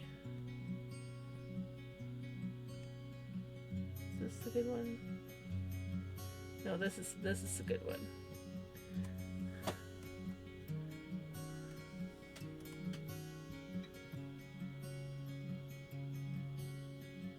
I just haven't put it on my thing yet. But, like, look at that. Look at that cuteness.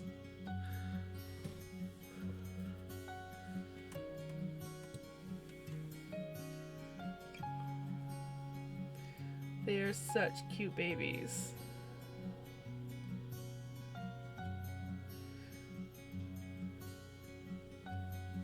They used to snuggle all the time when Pickles was little. They were always snuggling. Now they don't snuggle as much, but every now and then. Oh my god, if you guys could see her face. Her eyes are closed and she has like the look of total bliss on her face right now.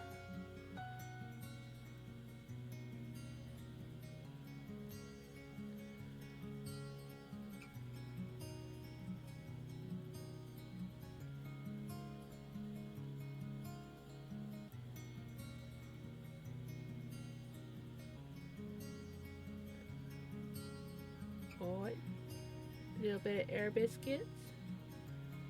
A little bit of air biscuits.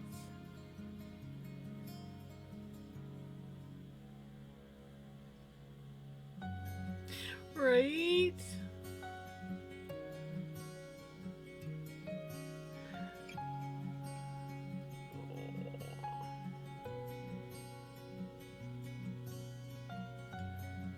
Yeah, you think her smile's cute.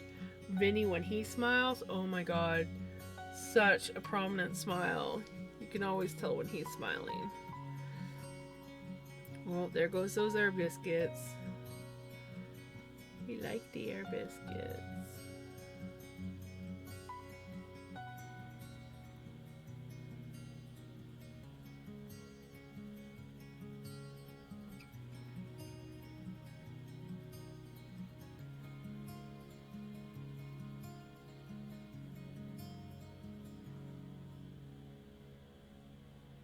I swear some days it's just like a stream. Like my stream is just like giving kitty lovin's.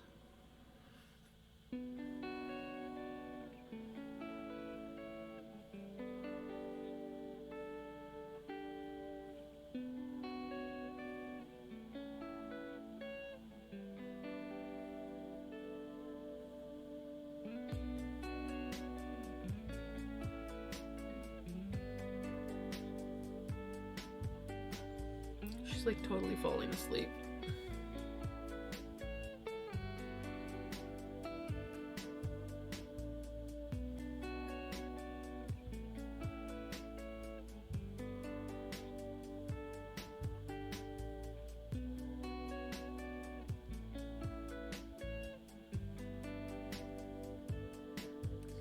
No, baby, I do have to spin some. We're so cute.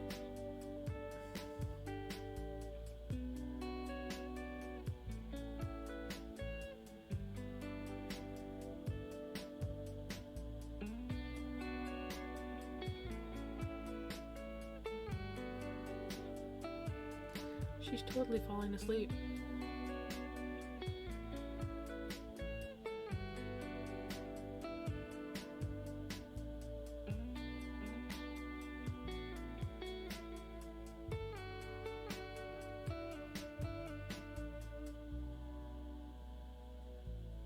Oh, you heard Vinny. I hears Vinny. I wakes up.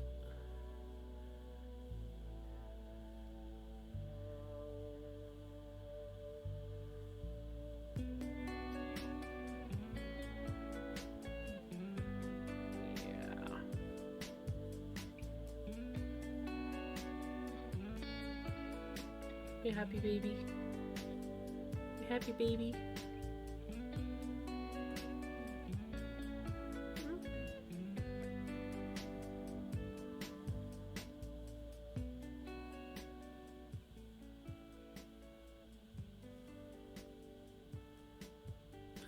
Right? I know I was knitting on... You're fine, baby. You're fine. I was knitting on my summer top for a bit. See if I can get the camera to... She's like right underneath.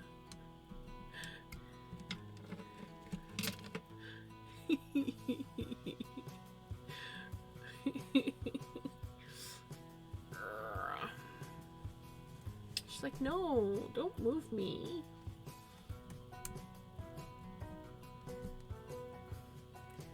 Don't move me. Oh, there we go.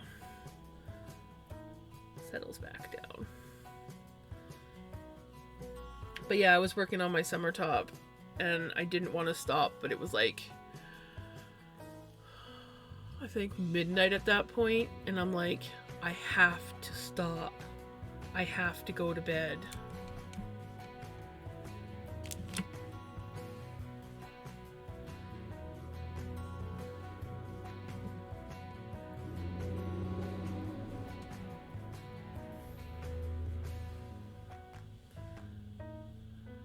Is that better?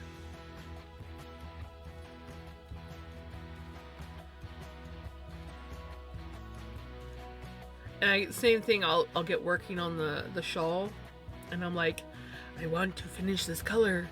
I must keep going until I finish the color.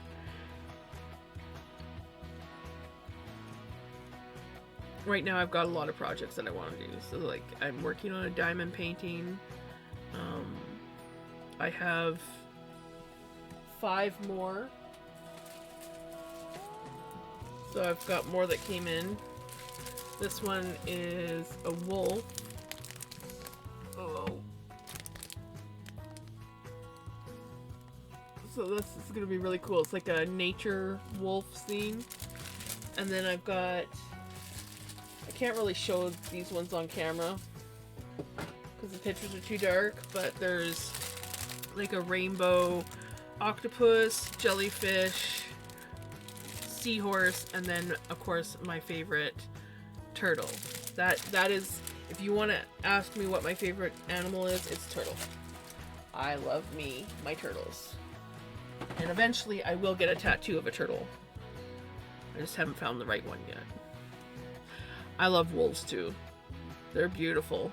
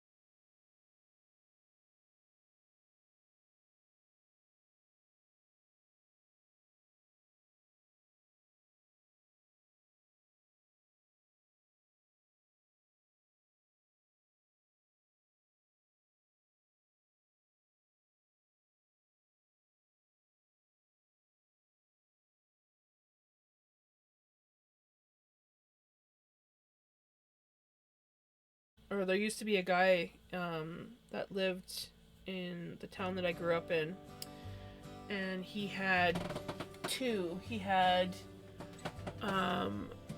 Master, who I think was a bull mastiff. He was like pure black, and he was just the most friendly, lovable dog ever. And then, sorry, Pickles, you gotta share a little bit of the camera. And then they got, what was the other one?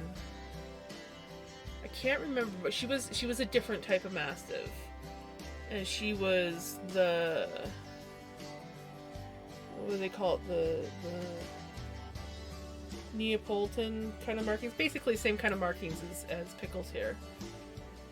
And she was pretty. She wasn't as friendly and chill as Master was, but I loved them. They were beautiful dogs.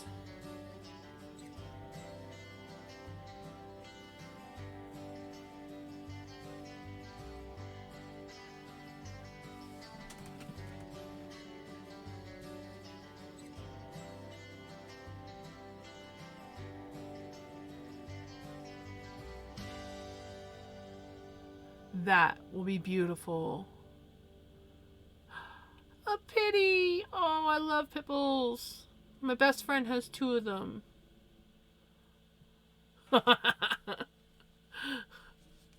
Ouch.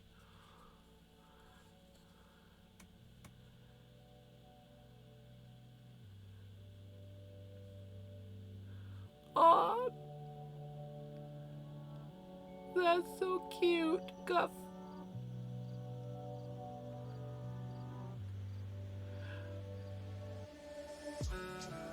Oh my god. Those are awesome freaking names. Whoa, there we go. I love that. Ooh, what is null binding? Oh, null binding is awesome.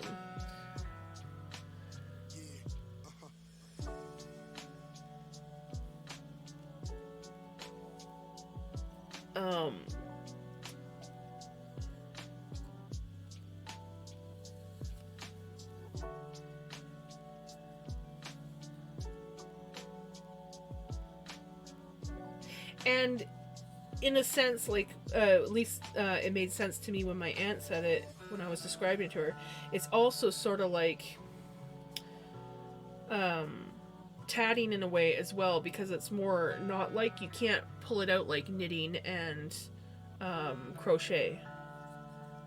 So it also kind of has like a tatting effect to it.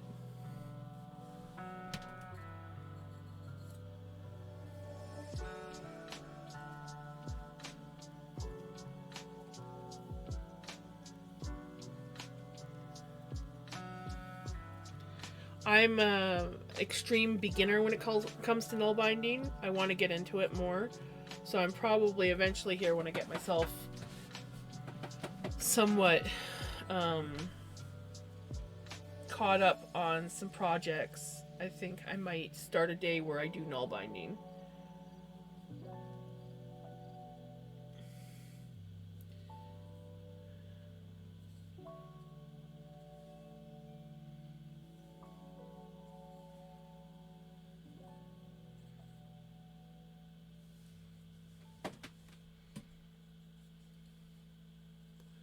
Right? It's pretty much the thumb strangler.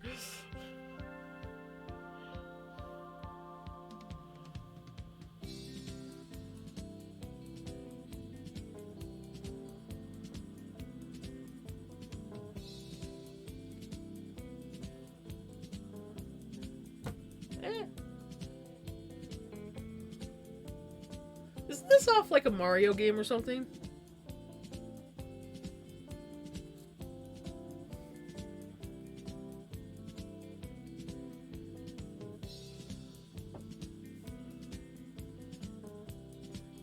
This music.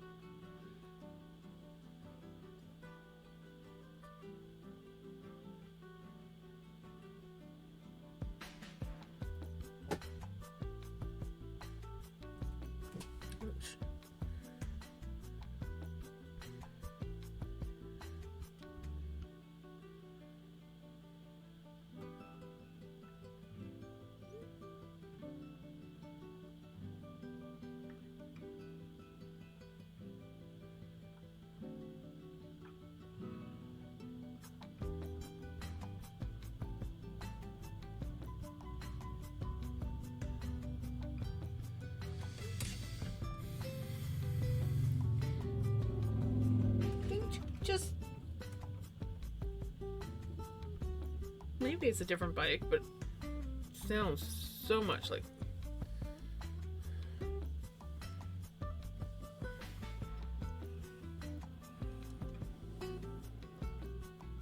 Maybe he took a wrong turn.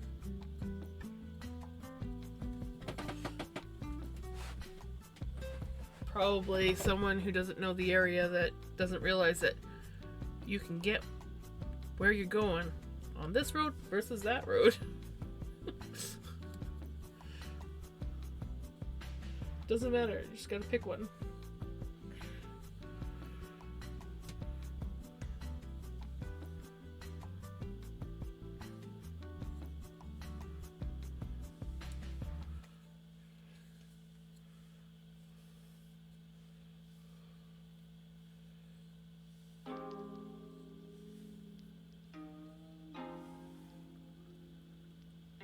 The best is when you get like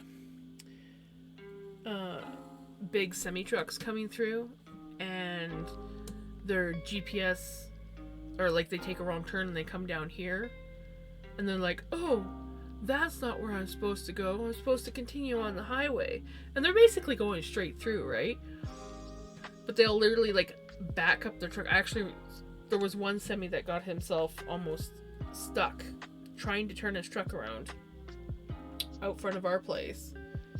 Whereas if he just, you know, rerouted a little bit, he could have got himself back on the highway in like a couple turns. But instead, no, I'm going to turn around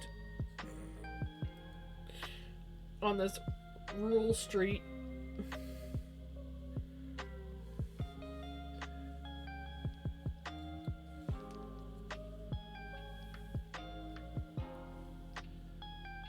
Usually happens at least once or twice a year that we get someone come along, takes a wrong turn.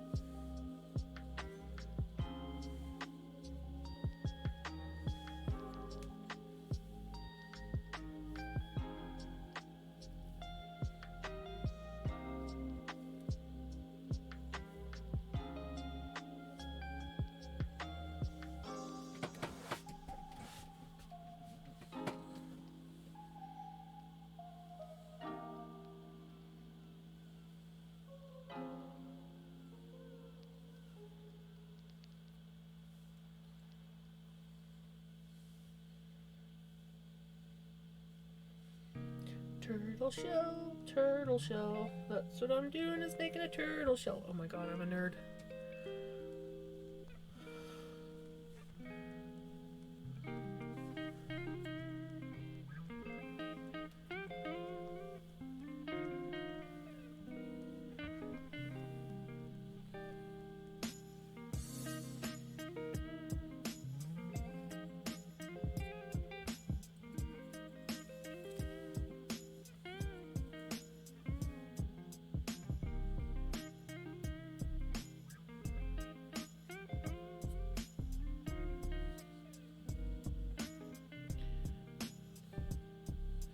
You know, the nice thing about this is, even if I'm not working on my rainbow shawl, this is technically rainbow. So I'm just working on my rainbow drop spindle. I just don't have the yellow, orange, or red. But it's like half a rainbow, so it's...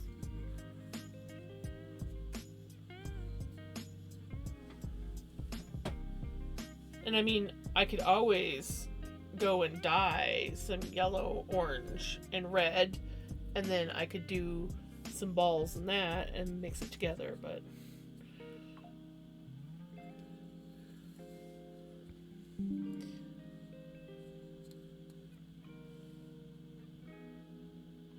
right. This pink it's neon pink, and I did it in normally I just dye in a mason jar, but I did this in a glass baking pan because I knew it wasn't going to hurt it since it's just food coloring.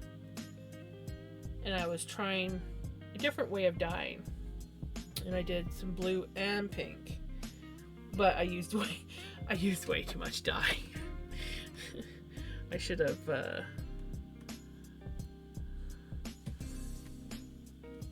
I should have used a little bit less dye.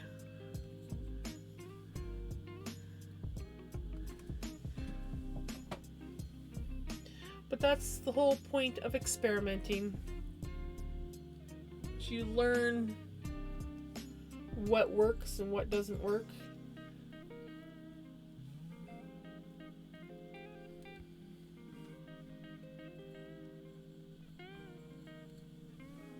And I love, because of the mixed colors in it, I love just some of the tonal differences that you get.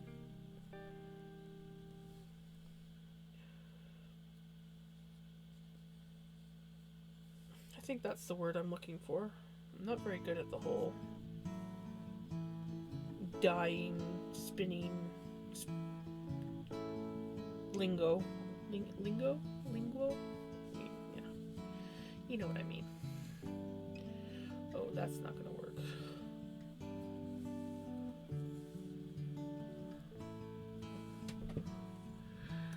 Yeah. But it's not quite a variegate. It's close to a variegate, but not quite. It's hard to explain.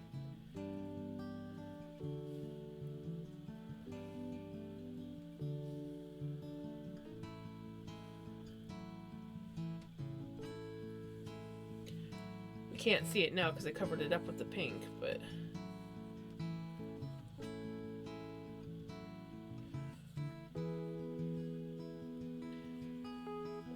it has this really pretty look to it. Oh yes, of course, I knew.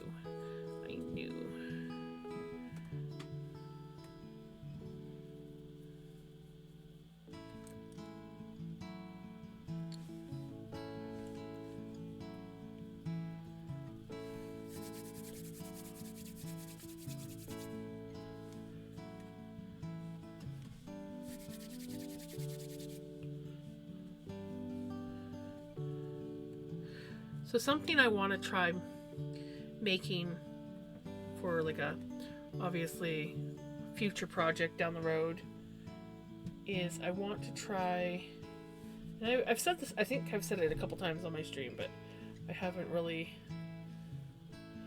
I want to try making dreadlocks, like wool dreadlocks, because I think I would be able to sell them really good down at our post office.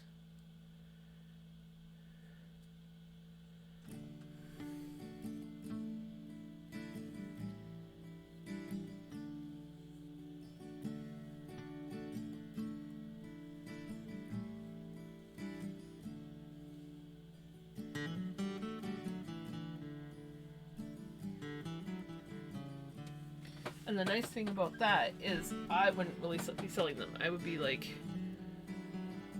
letting them sell it for me. So it's like, might be something. Like it's a very like hippie store. I don't know yet. Some of the ones, like I've been kind of like looking it up on YouTube because I've never done it before. And most of the ones that I saw, they do like a wet felt or like a damp felt to begin with.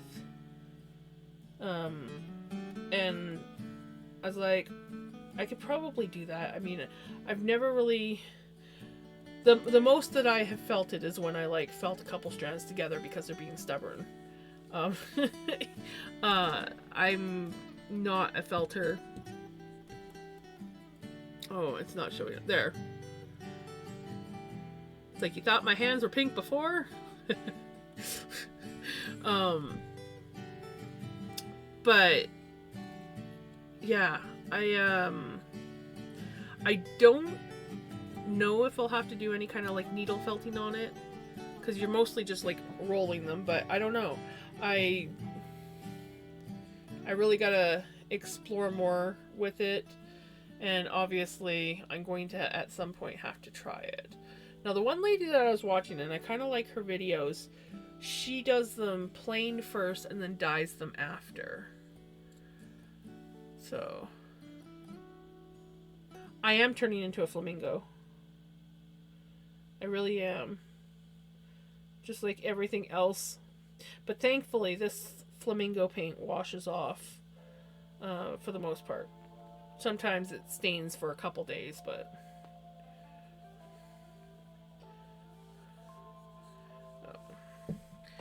I guess I should read what my mother's texting me.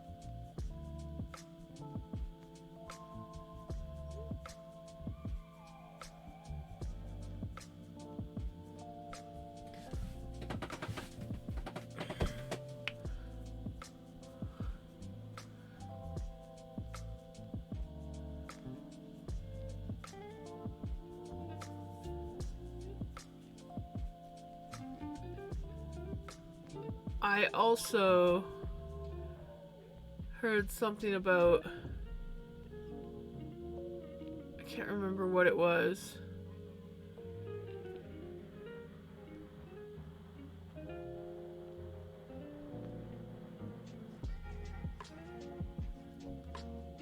Flamingos are beautiful. I love how pretty they are.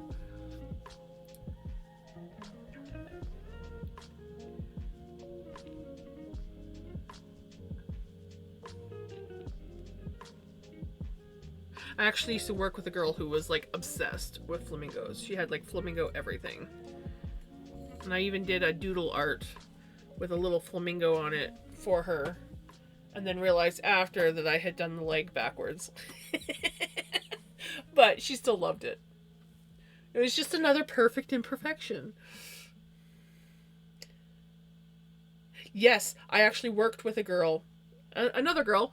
I used to work with a girl who, like, pretty much all she ate was carrots and other veggies, but, like, she loved carrots. And, yeah, her hands, the palms of her hands and her feet were, like, orange all the time. She actually had to cut back on the amount of carrots that she was eating.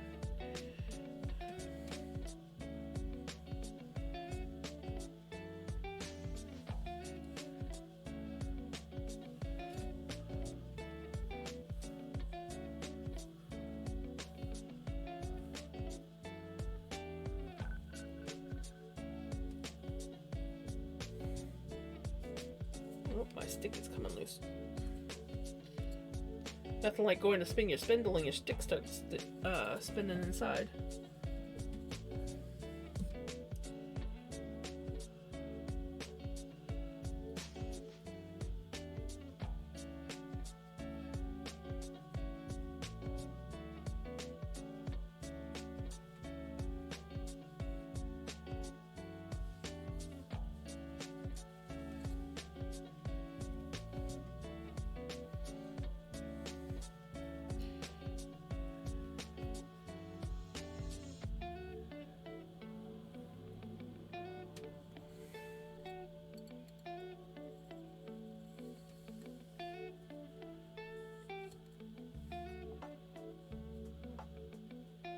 Now I'm craving carrots.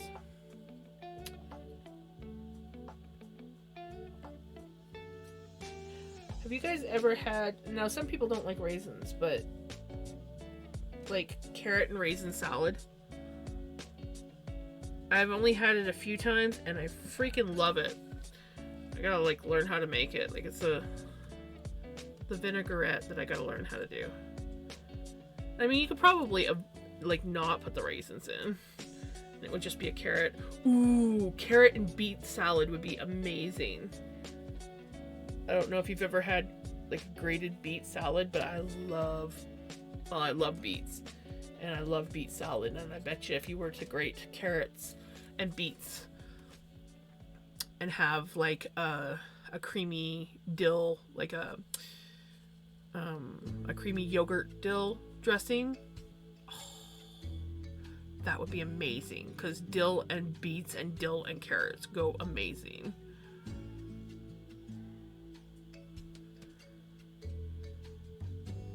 Ooh, yes. I'm craving veggies. It's that time of year when I start craving fresh veg. And I would grow a garden, but I hate gardening. I don't mind planting the stuff, I just don't like taking care of it once it's planted. So, oh, yes. Have you ever just taken a beet and stuck it in, like poked some holes in it, stuck it in the oven, and then you just take it out and you peel it and you just eat it like that? And if it's a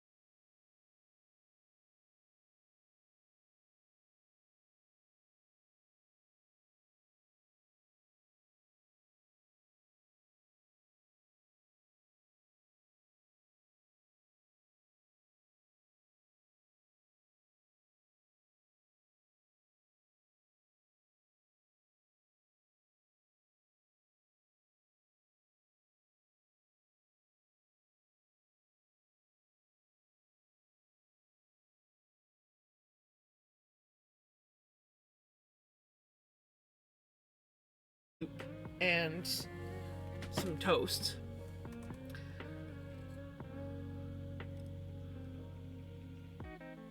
Oh, I love beet borscht. The hospital, you can order food through the hospital here in BC, and it's through, I think the main place where they make it is Kamloops, and then they ship it out to the hospitals frozen. And I mean, the food's subpar, but they have an amazing borscht. And the soup is like, you can get like, what is it? 6 soups for $12.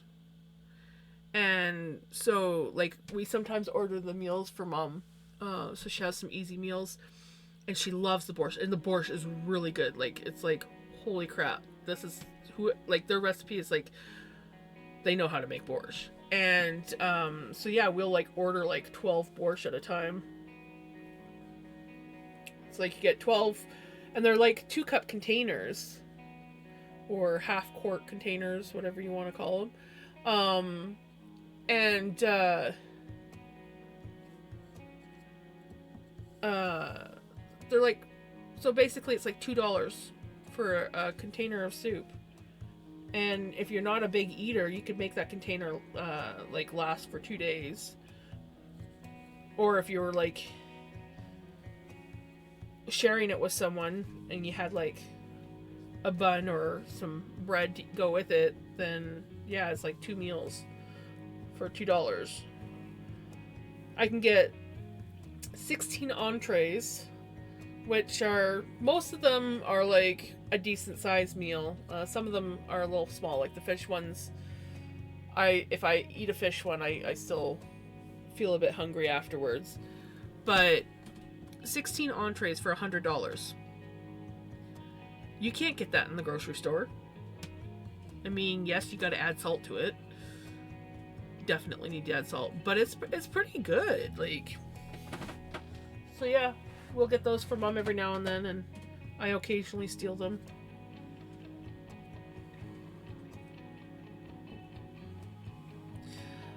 The rest of their soups aren't much to write home about, but their borscht is amazing.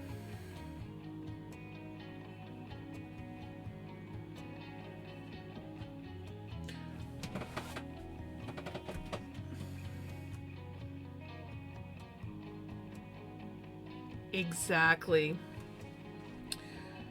Now the borscht that my neighbor makes, we have Mennonite neighbors, super amazing people. I love them to pieces. She makes this really good borscht. It's not a beet borscht, and I wouldn't even class it as a tomato borscht, but it's good, whatever it is. And she will get. Sometimes she'll pick them up for us if we ask.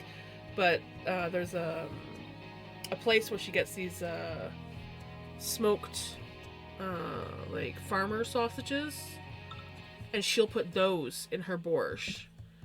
And so it's like basically like cabbage and dill and this sausage and carrots and stuff. Like, it is good. It is so good.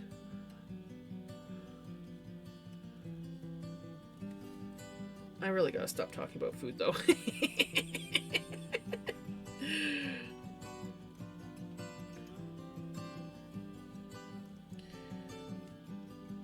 Some of the soup that we get, because Mom gets, oh, right? Then you know what I'm talking about. It's good.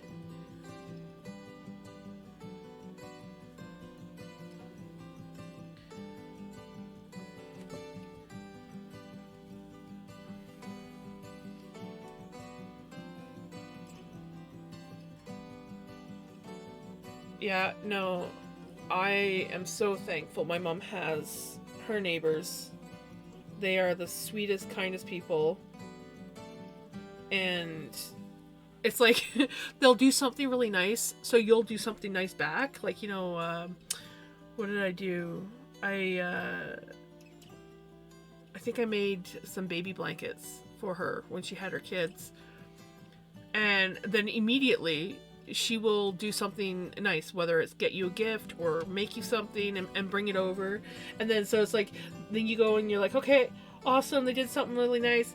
Now I need to do something nice for them, like get them something or make them something. And immediately you get another gift. And my mom's water line has busted a couple times. And, oh, like, here's one, for example. Her hot water tank exploded one year. And this was before I moved down. And it was like 1, 2 in the morning. And Gord came over and fixed it for her, like shut her water off and everything like that. And then the next day he went out, got her another hot water tank and installed it.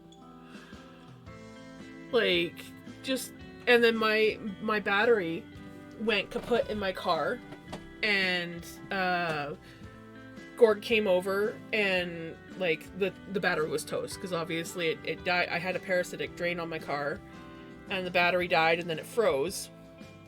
And so he went and got and like he works all day, but he went after and went and got the battery and put the battery in and everything like that. And I paid for the battery because there was no way I was gonna let him, yeah, no. I don't know if all Canadians are nice. I know that the majority of us try to be nice and helpful, but let's just say that our neighbors take being nice to a whole new level. Yeah, exactly. When it's called for. Sometimes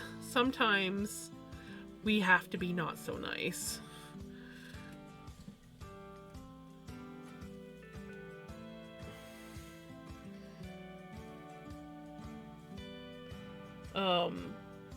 But like when my mom's house burnt down,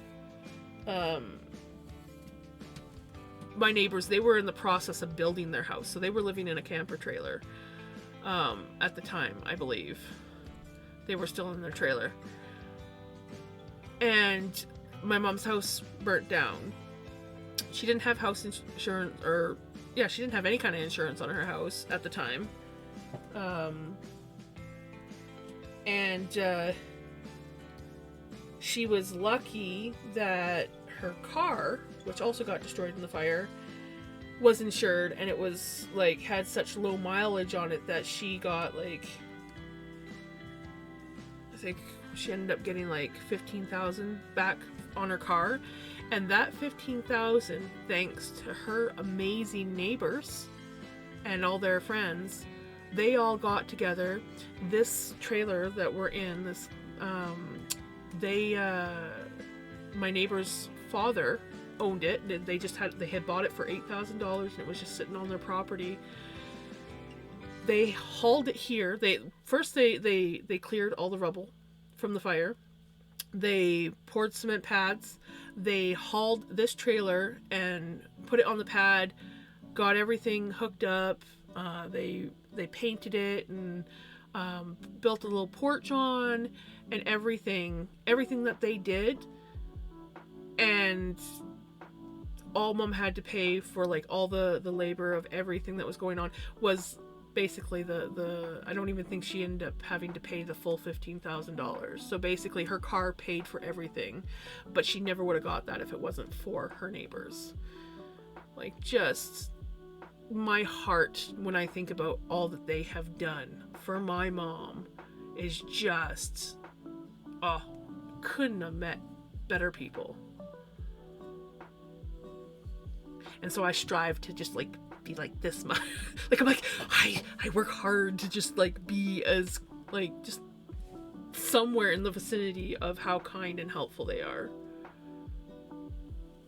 They will like I don't know how many times since my mom's been in the hospital, Renee's been like, if there's anything you need, just let me know. If you need help with anything. And I'm just like, I suck at asking for help, so I don't ask for help. But yeah, just so nice.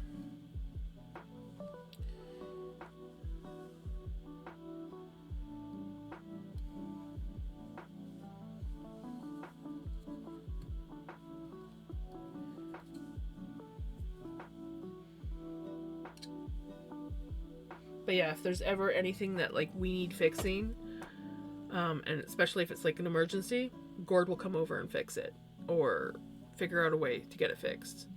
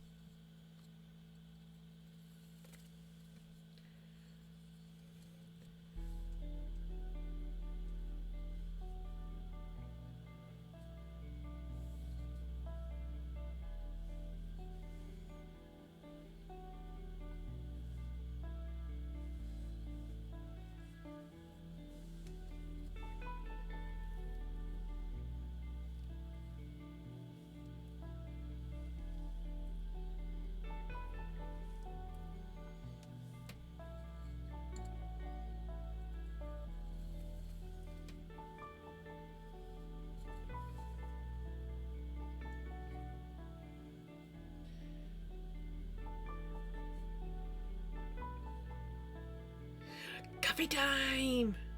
Isn't it a little late? Don't you normally wait until like normally have coffee at 9 o'clock? It's 20 minutes after. Did we distract you, or were you late to having coffee? And so your schedule's off a bit.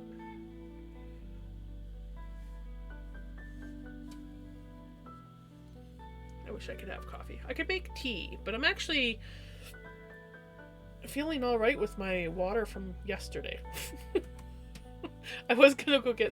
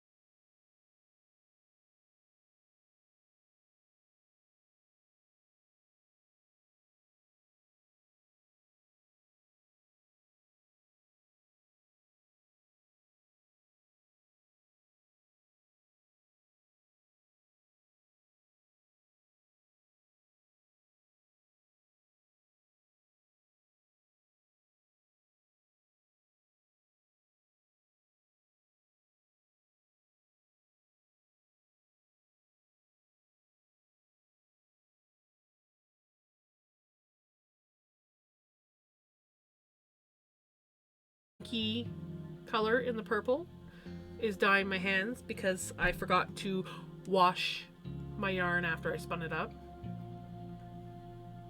Ooh, breakfast. I'm hungry. We've been talking about food.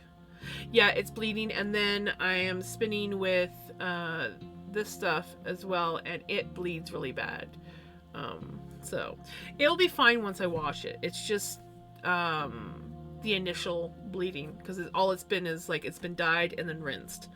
And normally after I spin it, I wash it and set the twist, and I kept putting it off, and then forgot that I didn't wash and set the twist for any of my rainbow yarn.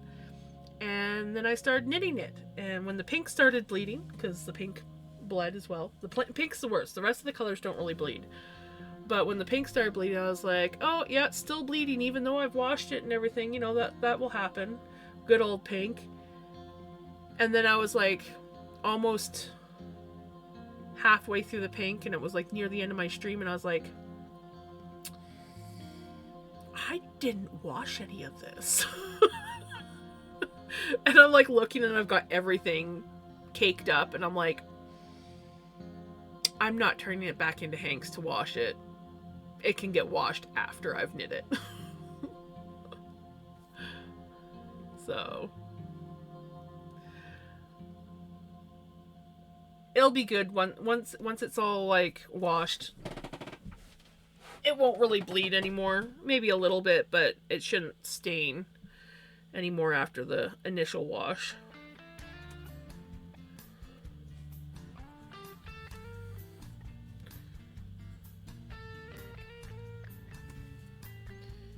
It's not the first time I've run into yarn that likes to bleed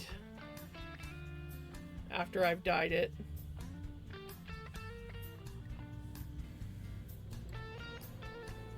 I had some black that I had dyed, and the color didn't set properly, because pretty sure I just didn't use enough heat.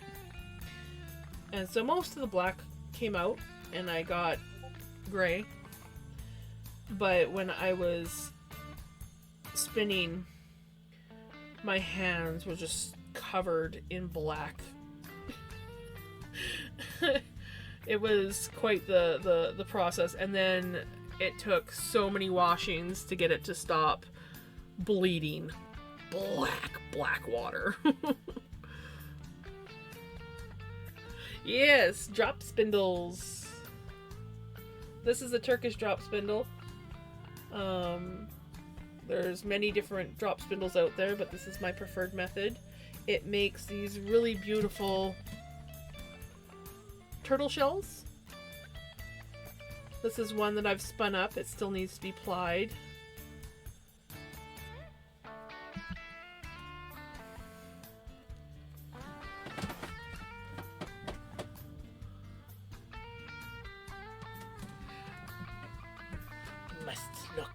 Must.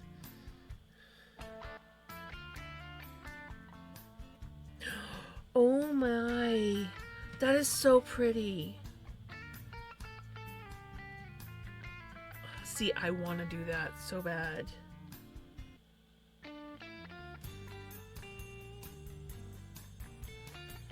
That's why I gotta get into null binding. Like, get more into null binding.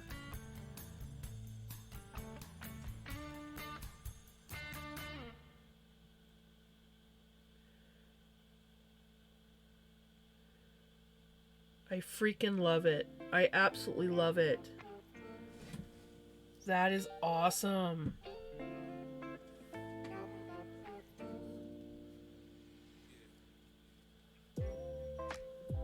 Oh yeah. I went to go spin it again. I need to wrap it. I'm special.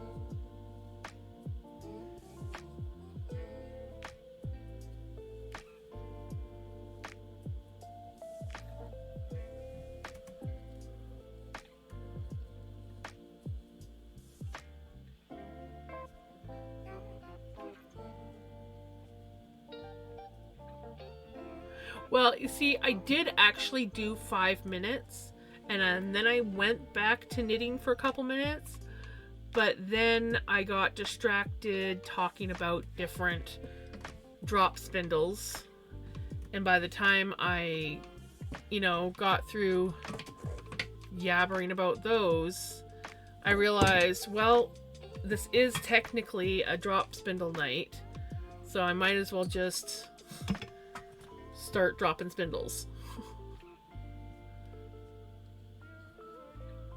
Yes, I can believe that. Enjoy the lurk.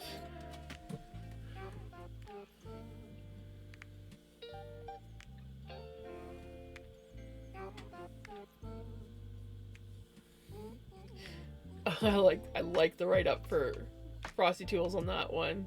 Enjoy your breakfast multitasking while lurking with one eye and one ear here. I love that.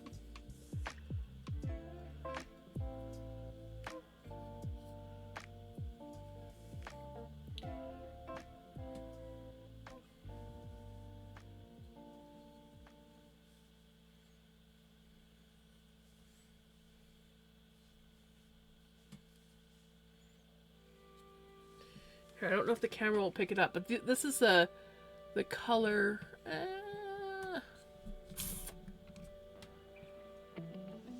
Variation. Oh, is it gonna pick it up? No, it's blurring too much.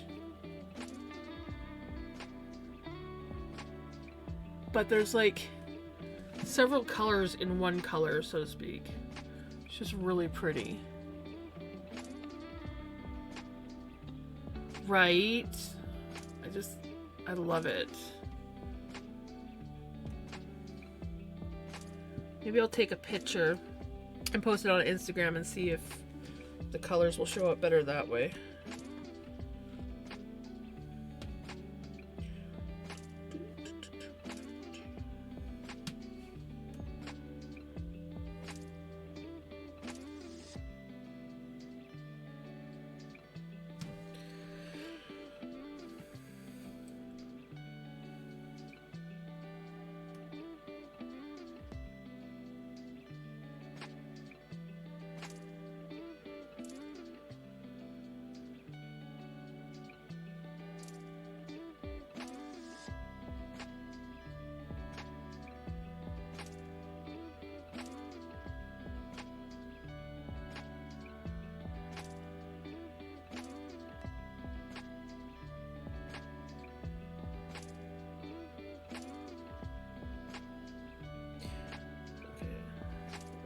Right.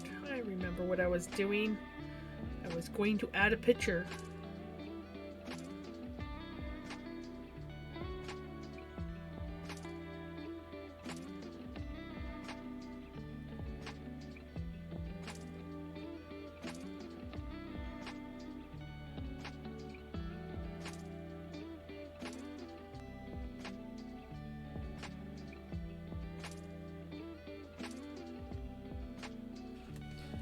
There.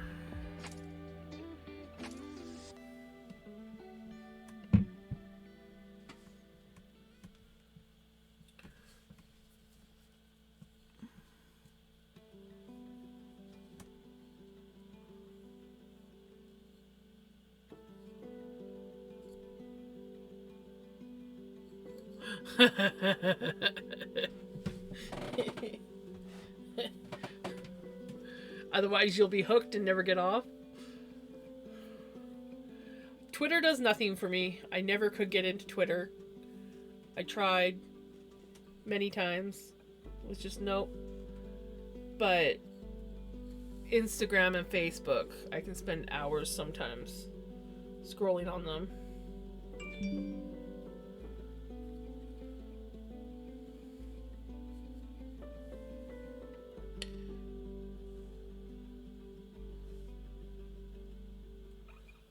I will post it in Discord as well for you.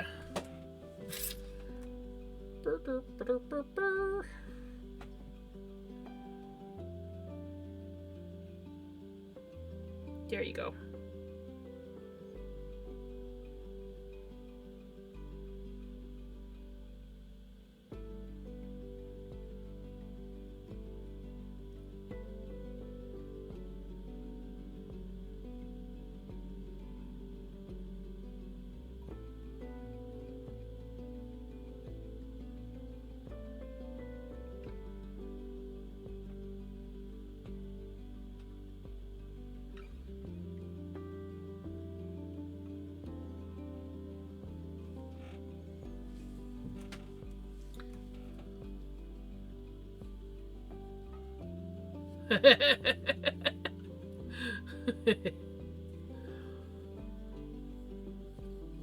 That might be entertaining.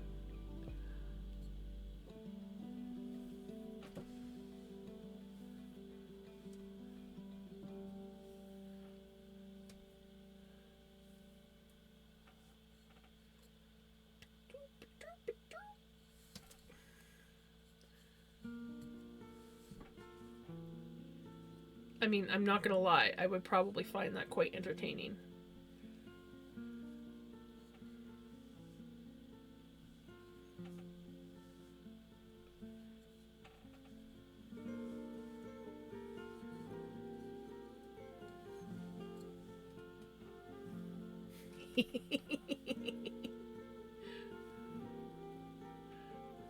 Welcome in.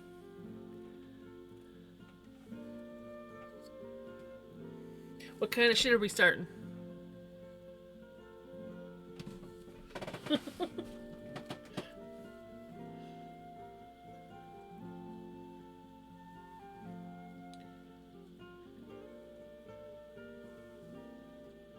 Guess I could put my camera up a little bit. I don't need it down that low. I don't have a cat laying on my desk at the moment.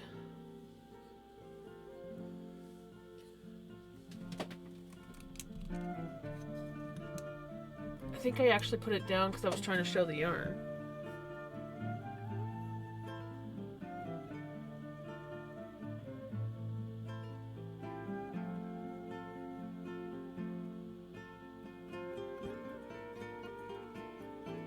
Beautiful.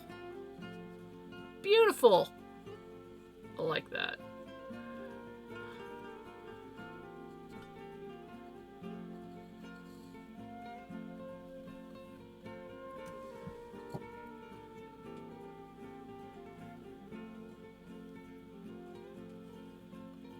Oops.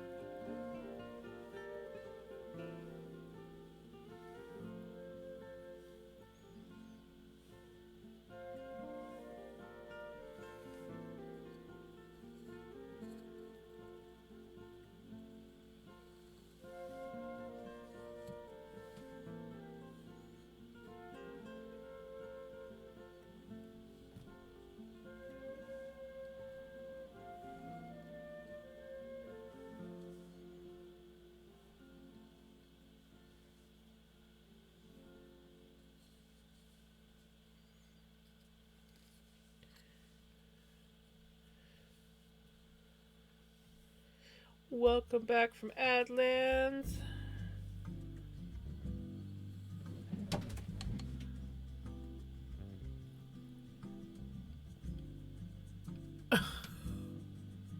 Twitch is definitely twitching again.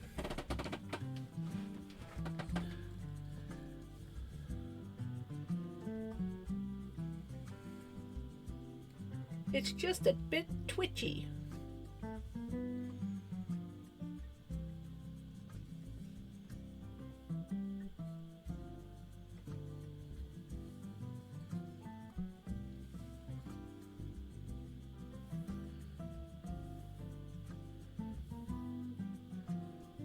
So I finished up my one turtle shell that I was working on. So we got that done. I probably could have gone farther, but the spindle was getting kind of heavy. So I decided to call it done there. And then once this one is finished with the last of the yarn, I think I'll ply those two balls together. I think that's the plan.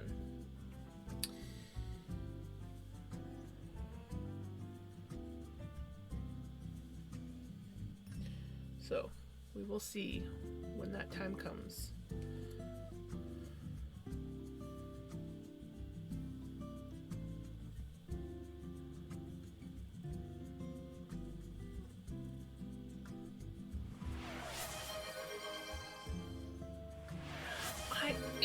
dropping it. Oh, adding time. Nice. Well, I'm actually officially dropping it for probably the rest of the stream. I don't know if I will go back to knitting on my shawl. I was knitting on it when I first started, but then we went to drop spindle because, well, come on, drop spindles are awesome. Oops.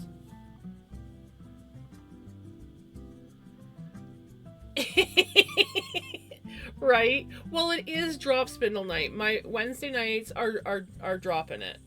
And but the channel points are literally for any time. So anytime someone wants to see me drop spindle, no matter what I'm doing, I will stop and drop spindle for 5 minutes. But tonight is actually a drop spindle night, so.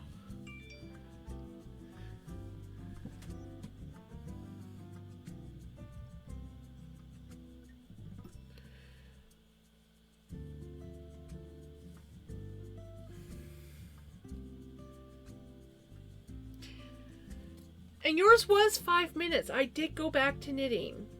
Briefly. Very, very, very briefly. Oops. I let that twist build too strong. Okay, well, I'm having a thick spot. I'll just thin it out. Yeah, you'll be fine.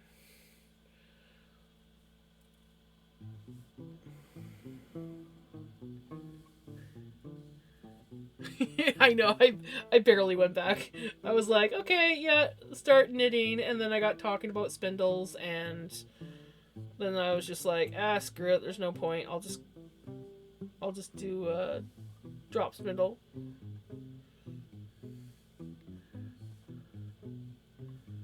Yes, the cats, who I think are actually sleeping somewhere.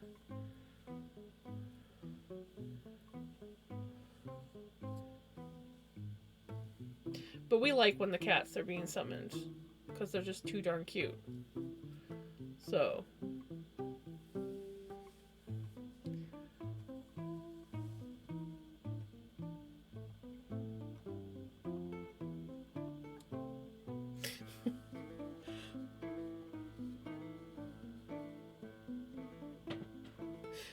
Okay, stop, Megan, stop. Sorry, I'm visualizing the Ryan Reynolds. Is it Ryan Reynolds or is it the Deadpool TikTok? Look, here comes the consequence.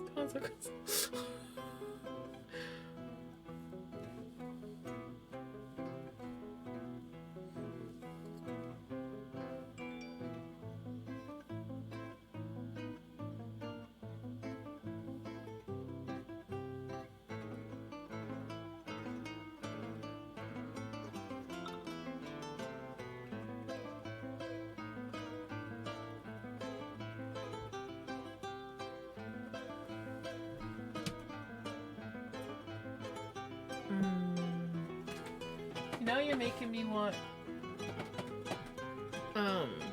well, coffee. But maybe I should make my, oval tea, as Retro calls it. Ovaltine and mushroom tea.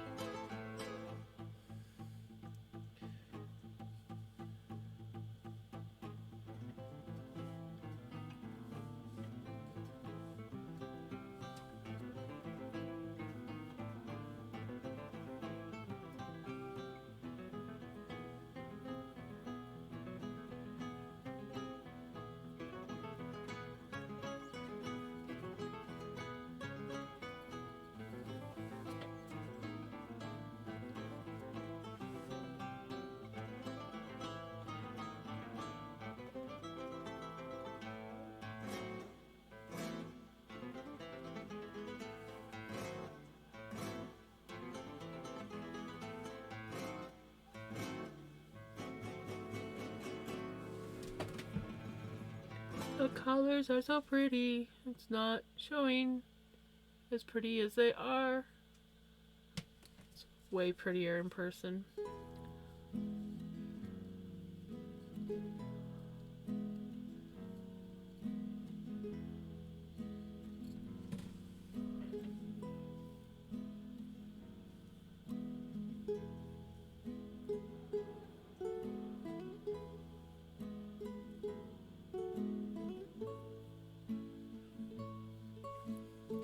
know, now that I've got that board sitting out there, every now and then I like think to look out the window expecting my cat to be standing on it, looking at me through the window.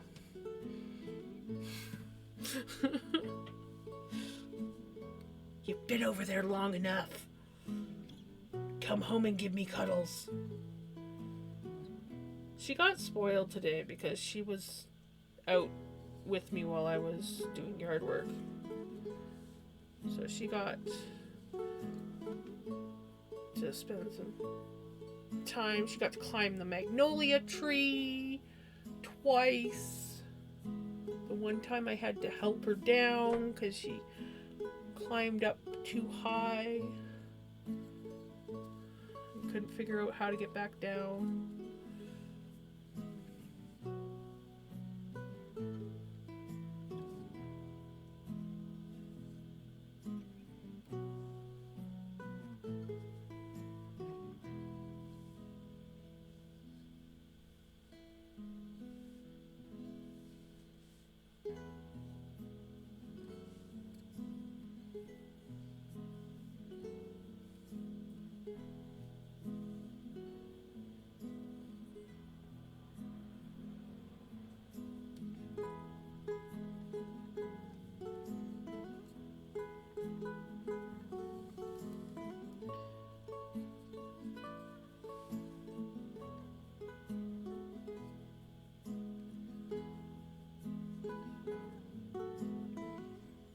I'm excited for when I switch to the green, because the green and the purple look so pretty together.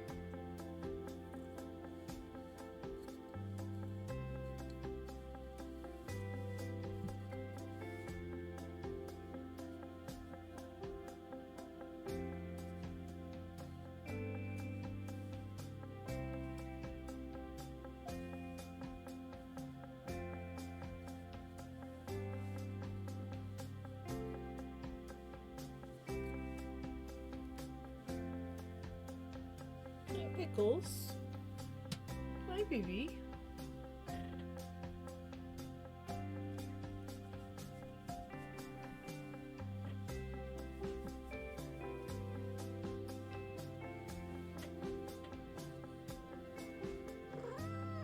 Yeah.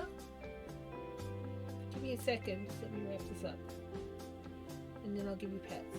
Oh, are you gonna go? No, I didn't think so.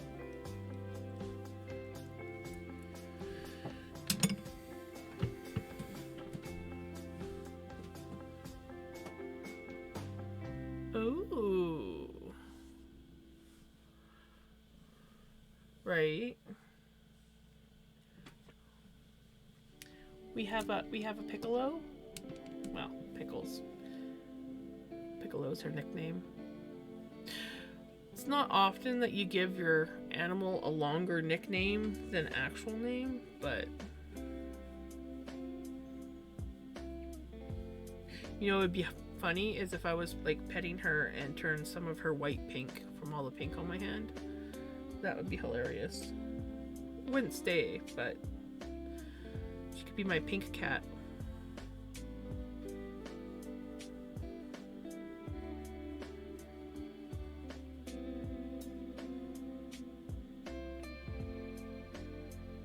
Oh, darn.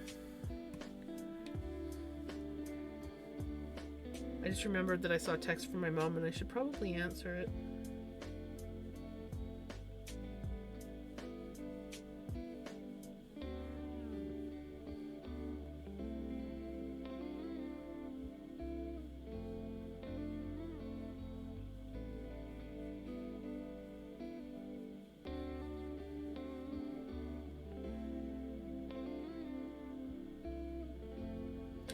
Oh, of course.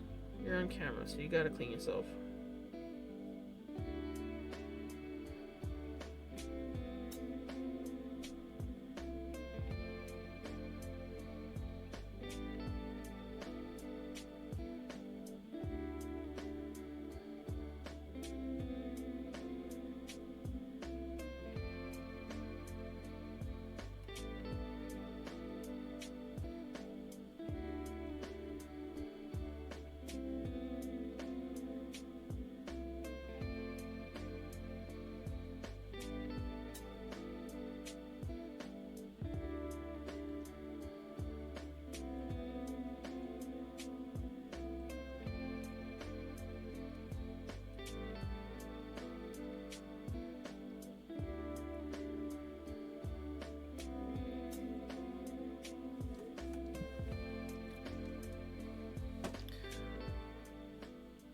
Right.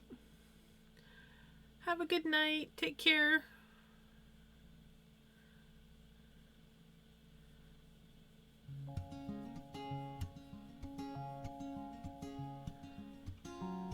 This sweet little baby.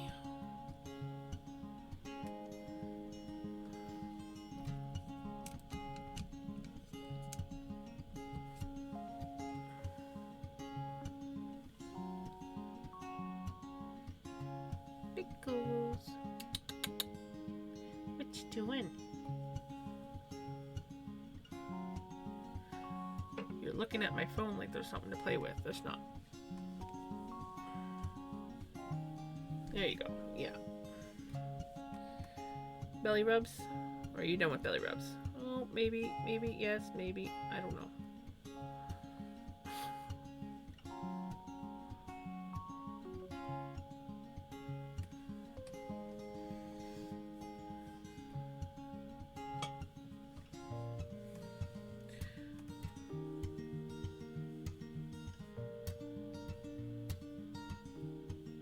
You're just so darn cute.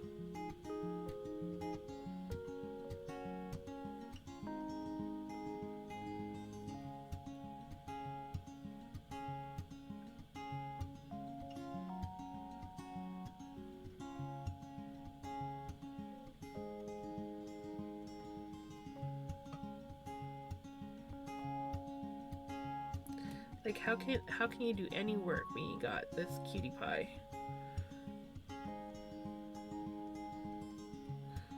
Oh, who has to clean herself on camera.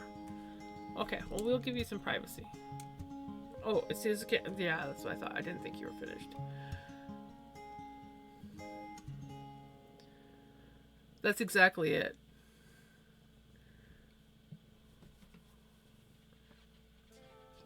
You pet me.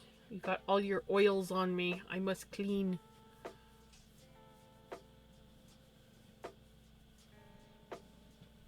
She's so skinny compared to her brother. Well, okay, they're not actually brother and sister, but she's so skinny. But I forget, like when I look back at pictures of Vinny when he was her age, yeah, he was about the same size, a little bit bigger because he's a big boy, and she's not gonna get anywhere near his size. But I forget how little Vinny was. Now he's a big boy.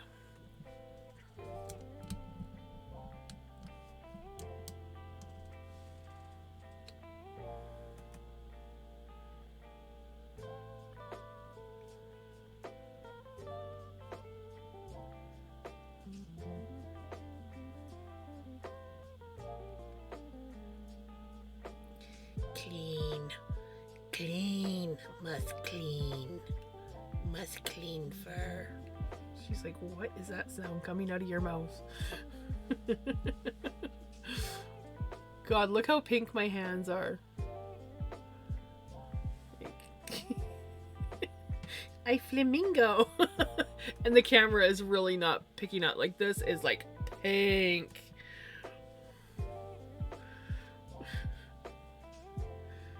It's from holding this roving. It really stains your hands. And then they were already stained from knitting with the purple.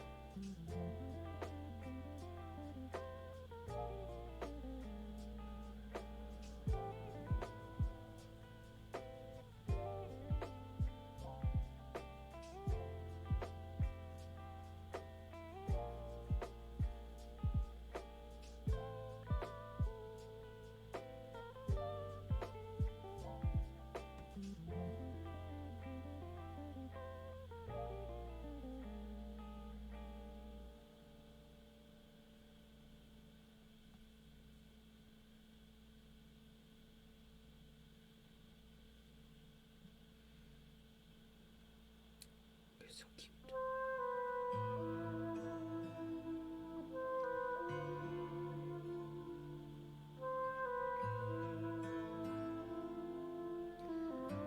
How do I clean?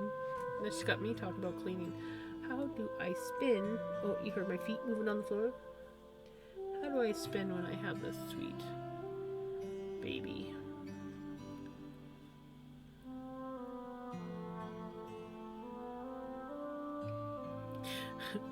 Hurry back.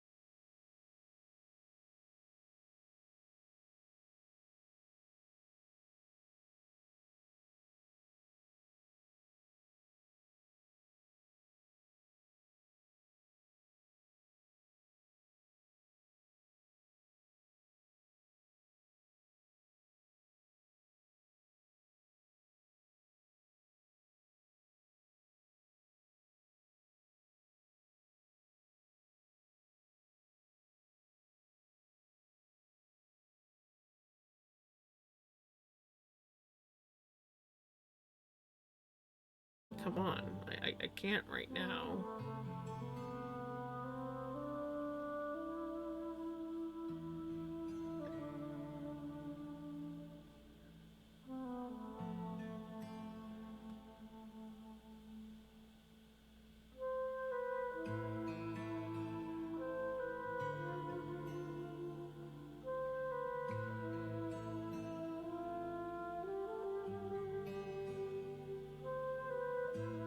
She's completely out.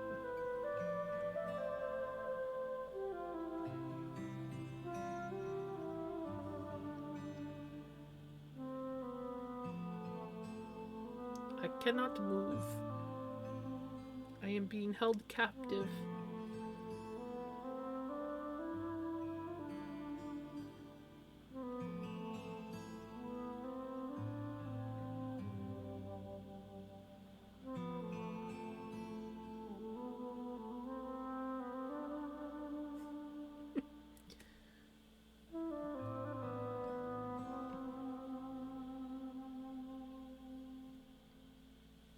Even that didn't wake her up.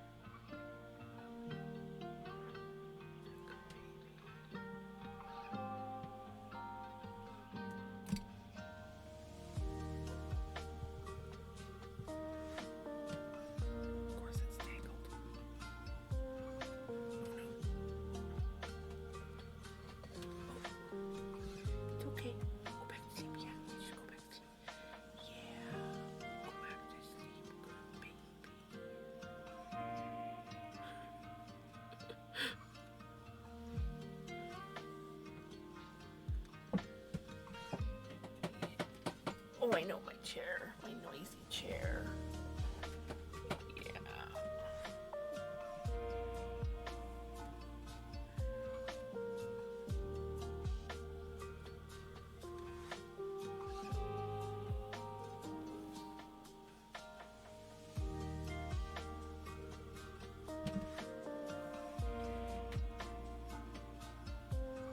I hear Vinny. Hi, Bubby. Are you coming for a visit too?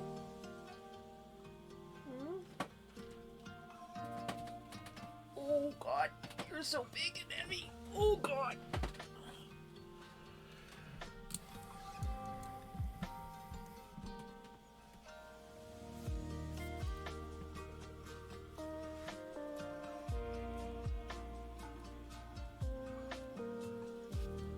My hand probably doesn't taste very good.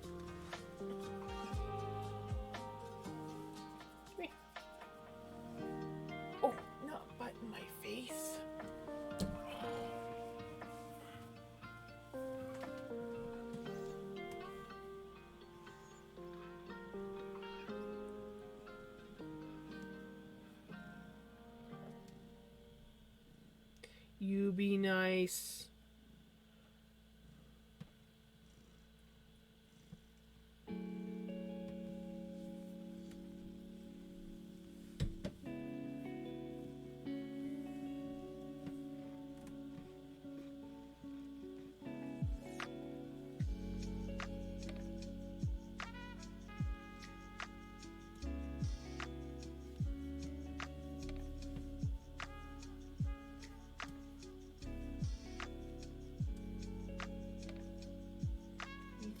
Papa? Hmm?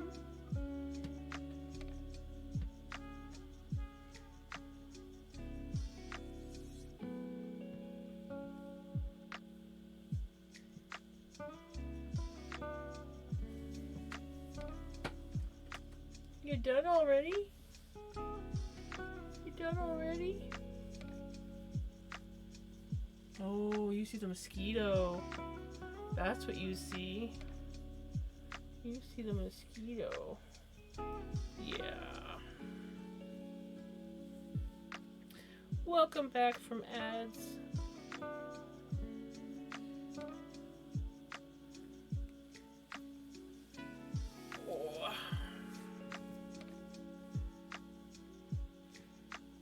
He's not sure if he wants to be here, but he's amusing me.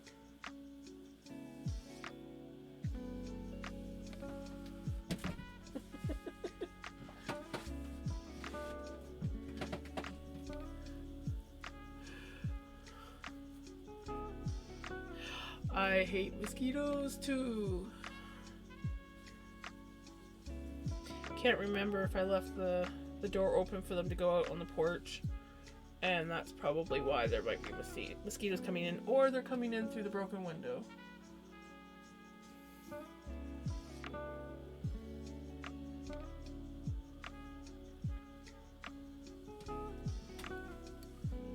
Jumping spiders are adorable. There was it the second year I had moved down here? And there was a little red and black jumping spider on the back bumper of my camper. And I hate spiders, but when I saw him, I was just like, oh my god, you are so cute. And I literally had to take pictures. They didn't turn out as good because I didn't want to get too close. I mean, cute or not, last thing I wanted was him to jump in my face.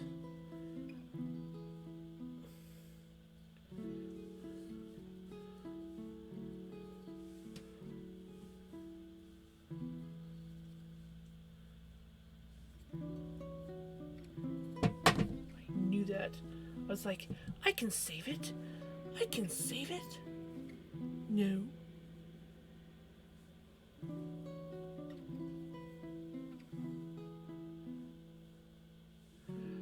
Right. They're adorable. I watched this one person on TikTok that has all these jumping spiders, and she does like the voices and everything, and I'm just like, oh my god, you know, I've never wanted to have a pet spider before, but when I see that, where are you trying to come apart now? Oh, still trying to come apart there. You are being stubborn, well, I can be stubborn too, and apparently sing about it as well.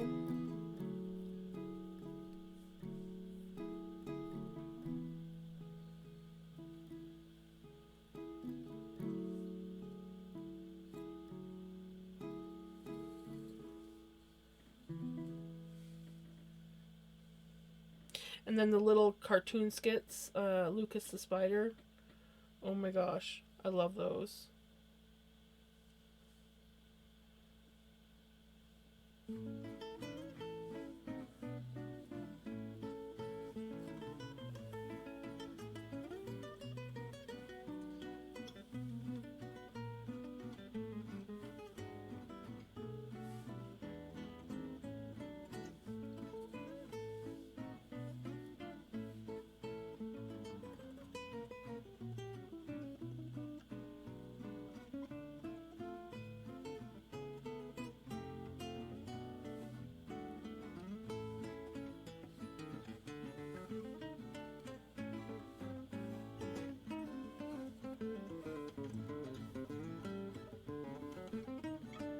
Really?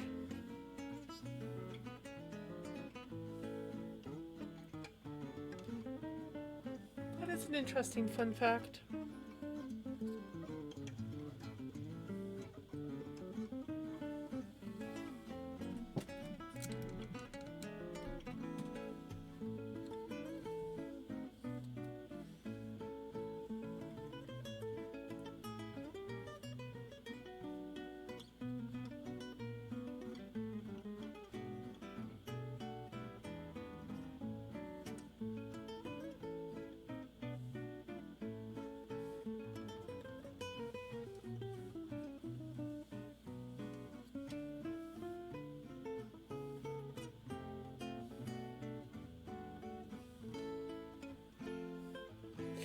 Right.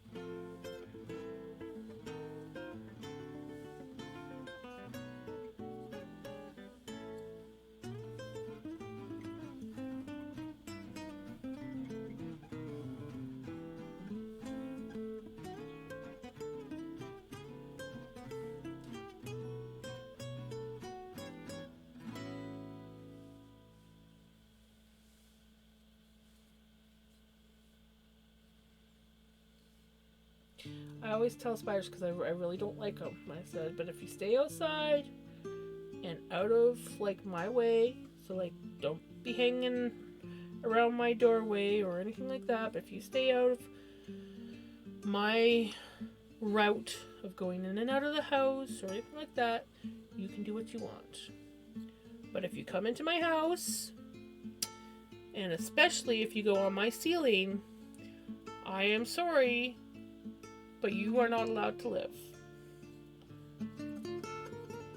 Because I've had far too many spiders drop from the ceiling in front of me, on my keyboard, things like ugh.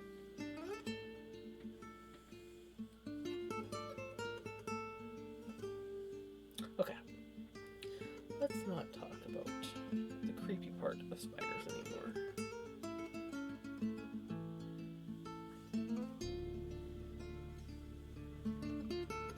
See how pretty the purple and the green look together? I just love when the purple and green get together.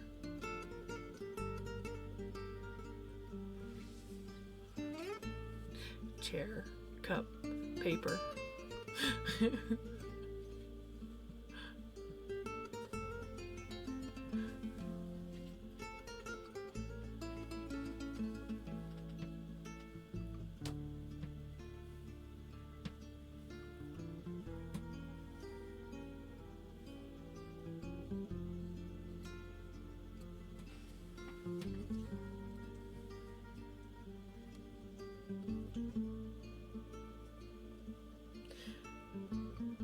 Remind myself that Mystique is still outside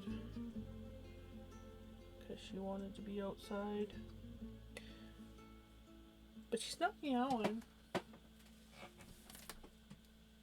and I can definitely hear her if she meows because I got the window open.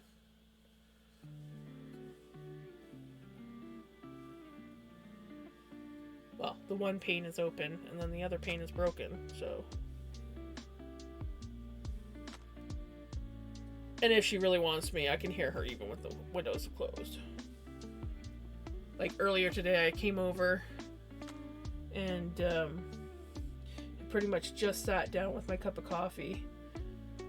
And she starts meowing at me, and I looked and she had gotten tangled. And so she was like, I only have a couple feet.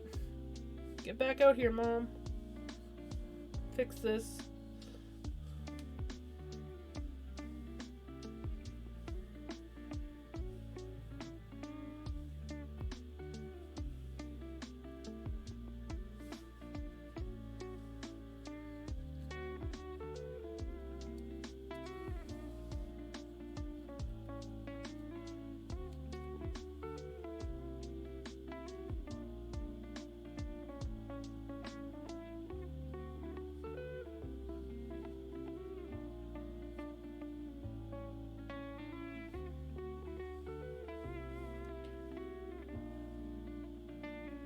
She likes sitting outside at nighttime.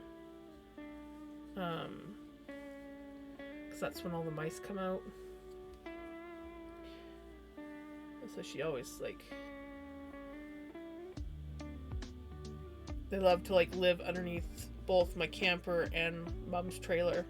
So she'll sit there and watch and wait and hunt.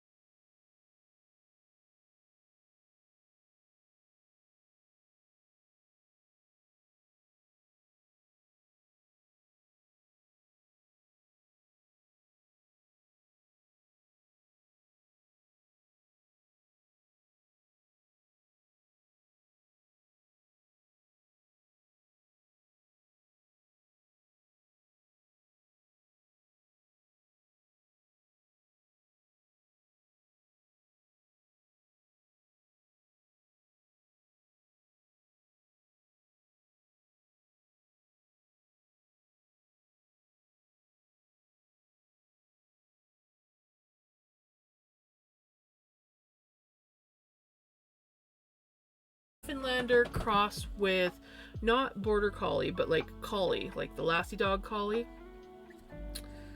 And he was a big boy. He was a beautiful boy. And he was the gentlest giant I had ever met. Totally thought he was a lap dog. He would try to sit on your lap, and let me tell you, that was interesting. And he would sometimes manage it if you would let him.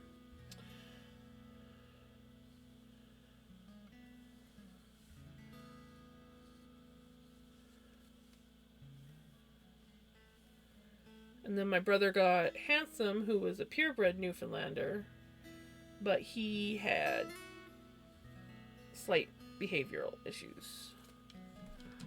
Aww.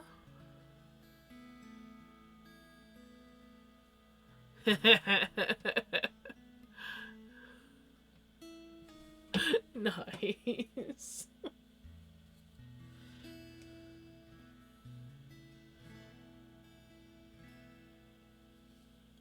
But yeah, Handsome was beautiful. I only met him once. He had Ty sort of, I wouldn't say rescued him. He this family that lived in the city had got him. Like, way too much energy for a city dog.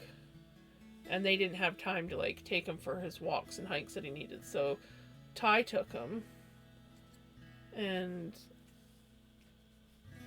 he was okay, but he was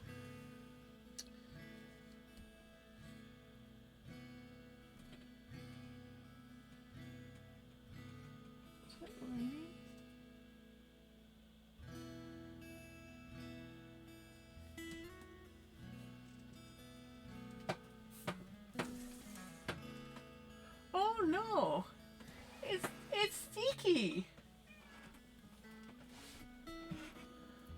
I don't think you should try jumping to the window, baby. I feel like that could be disastrous, and I don't think you would like the fall down. Are you saying it's time to come in? Or go in? I don't know if you guys can hear her.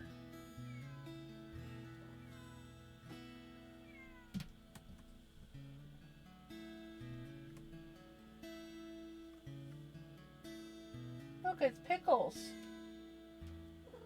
I'll come for you in a second, baby.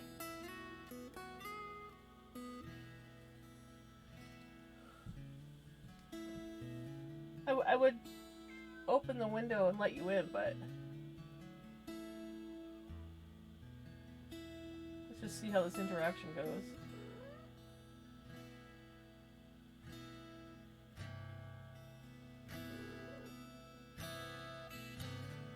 Pickles is like, you want to be my friend? And Sticky, I don't know if she's like looking how to get in or if she's looking how to kill the cat that she sees.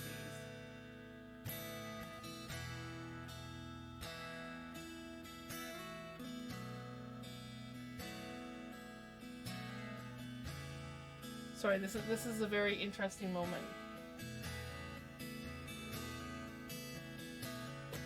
Pickles, you don't need to go in there. Ooh, I'll never get you out.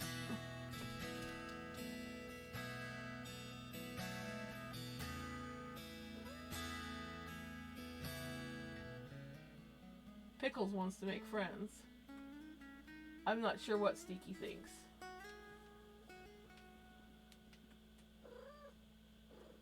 I think she's trying to figure out how to get closer to smell. I'll be right there, baby, okay? Yeah, I'll be right there, I promise.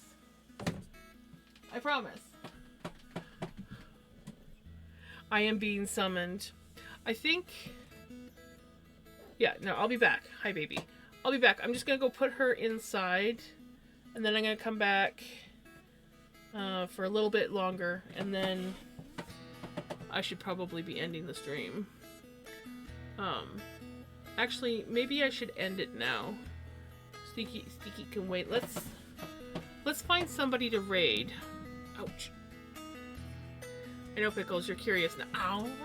That was my hair, but at least it wasn't claws down my back. Let's see who we can raid. I'm gonna probably lag for a moment while I'm loading browsers.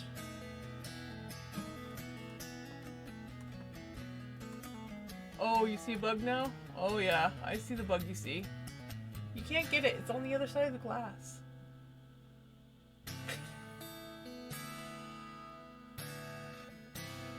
Is she? Oh, perfect. Then we will raid her. I really enjoy her channel. And then I'll probably, once I let her in, I'll probably pop back and at least chat. I'm coming, Sticky.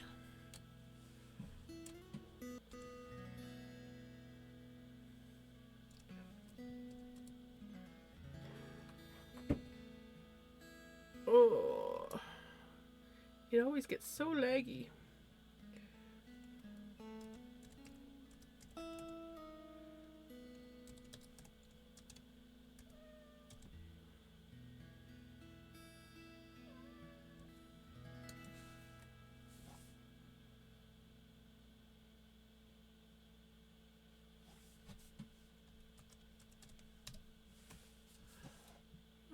Okay, let's see. Think I spelled it right. I'm coming, Bubba. Oh, I can hear her. She's like, Mom.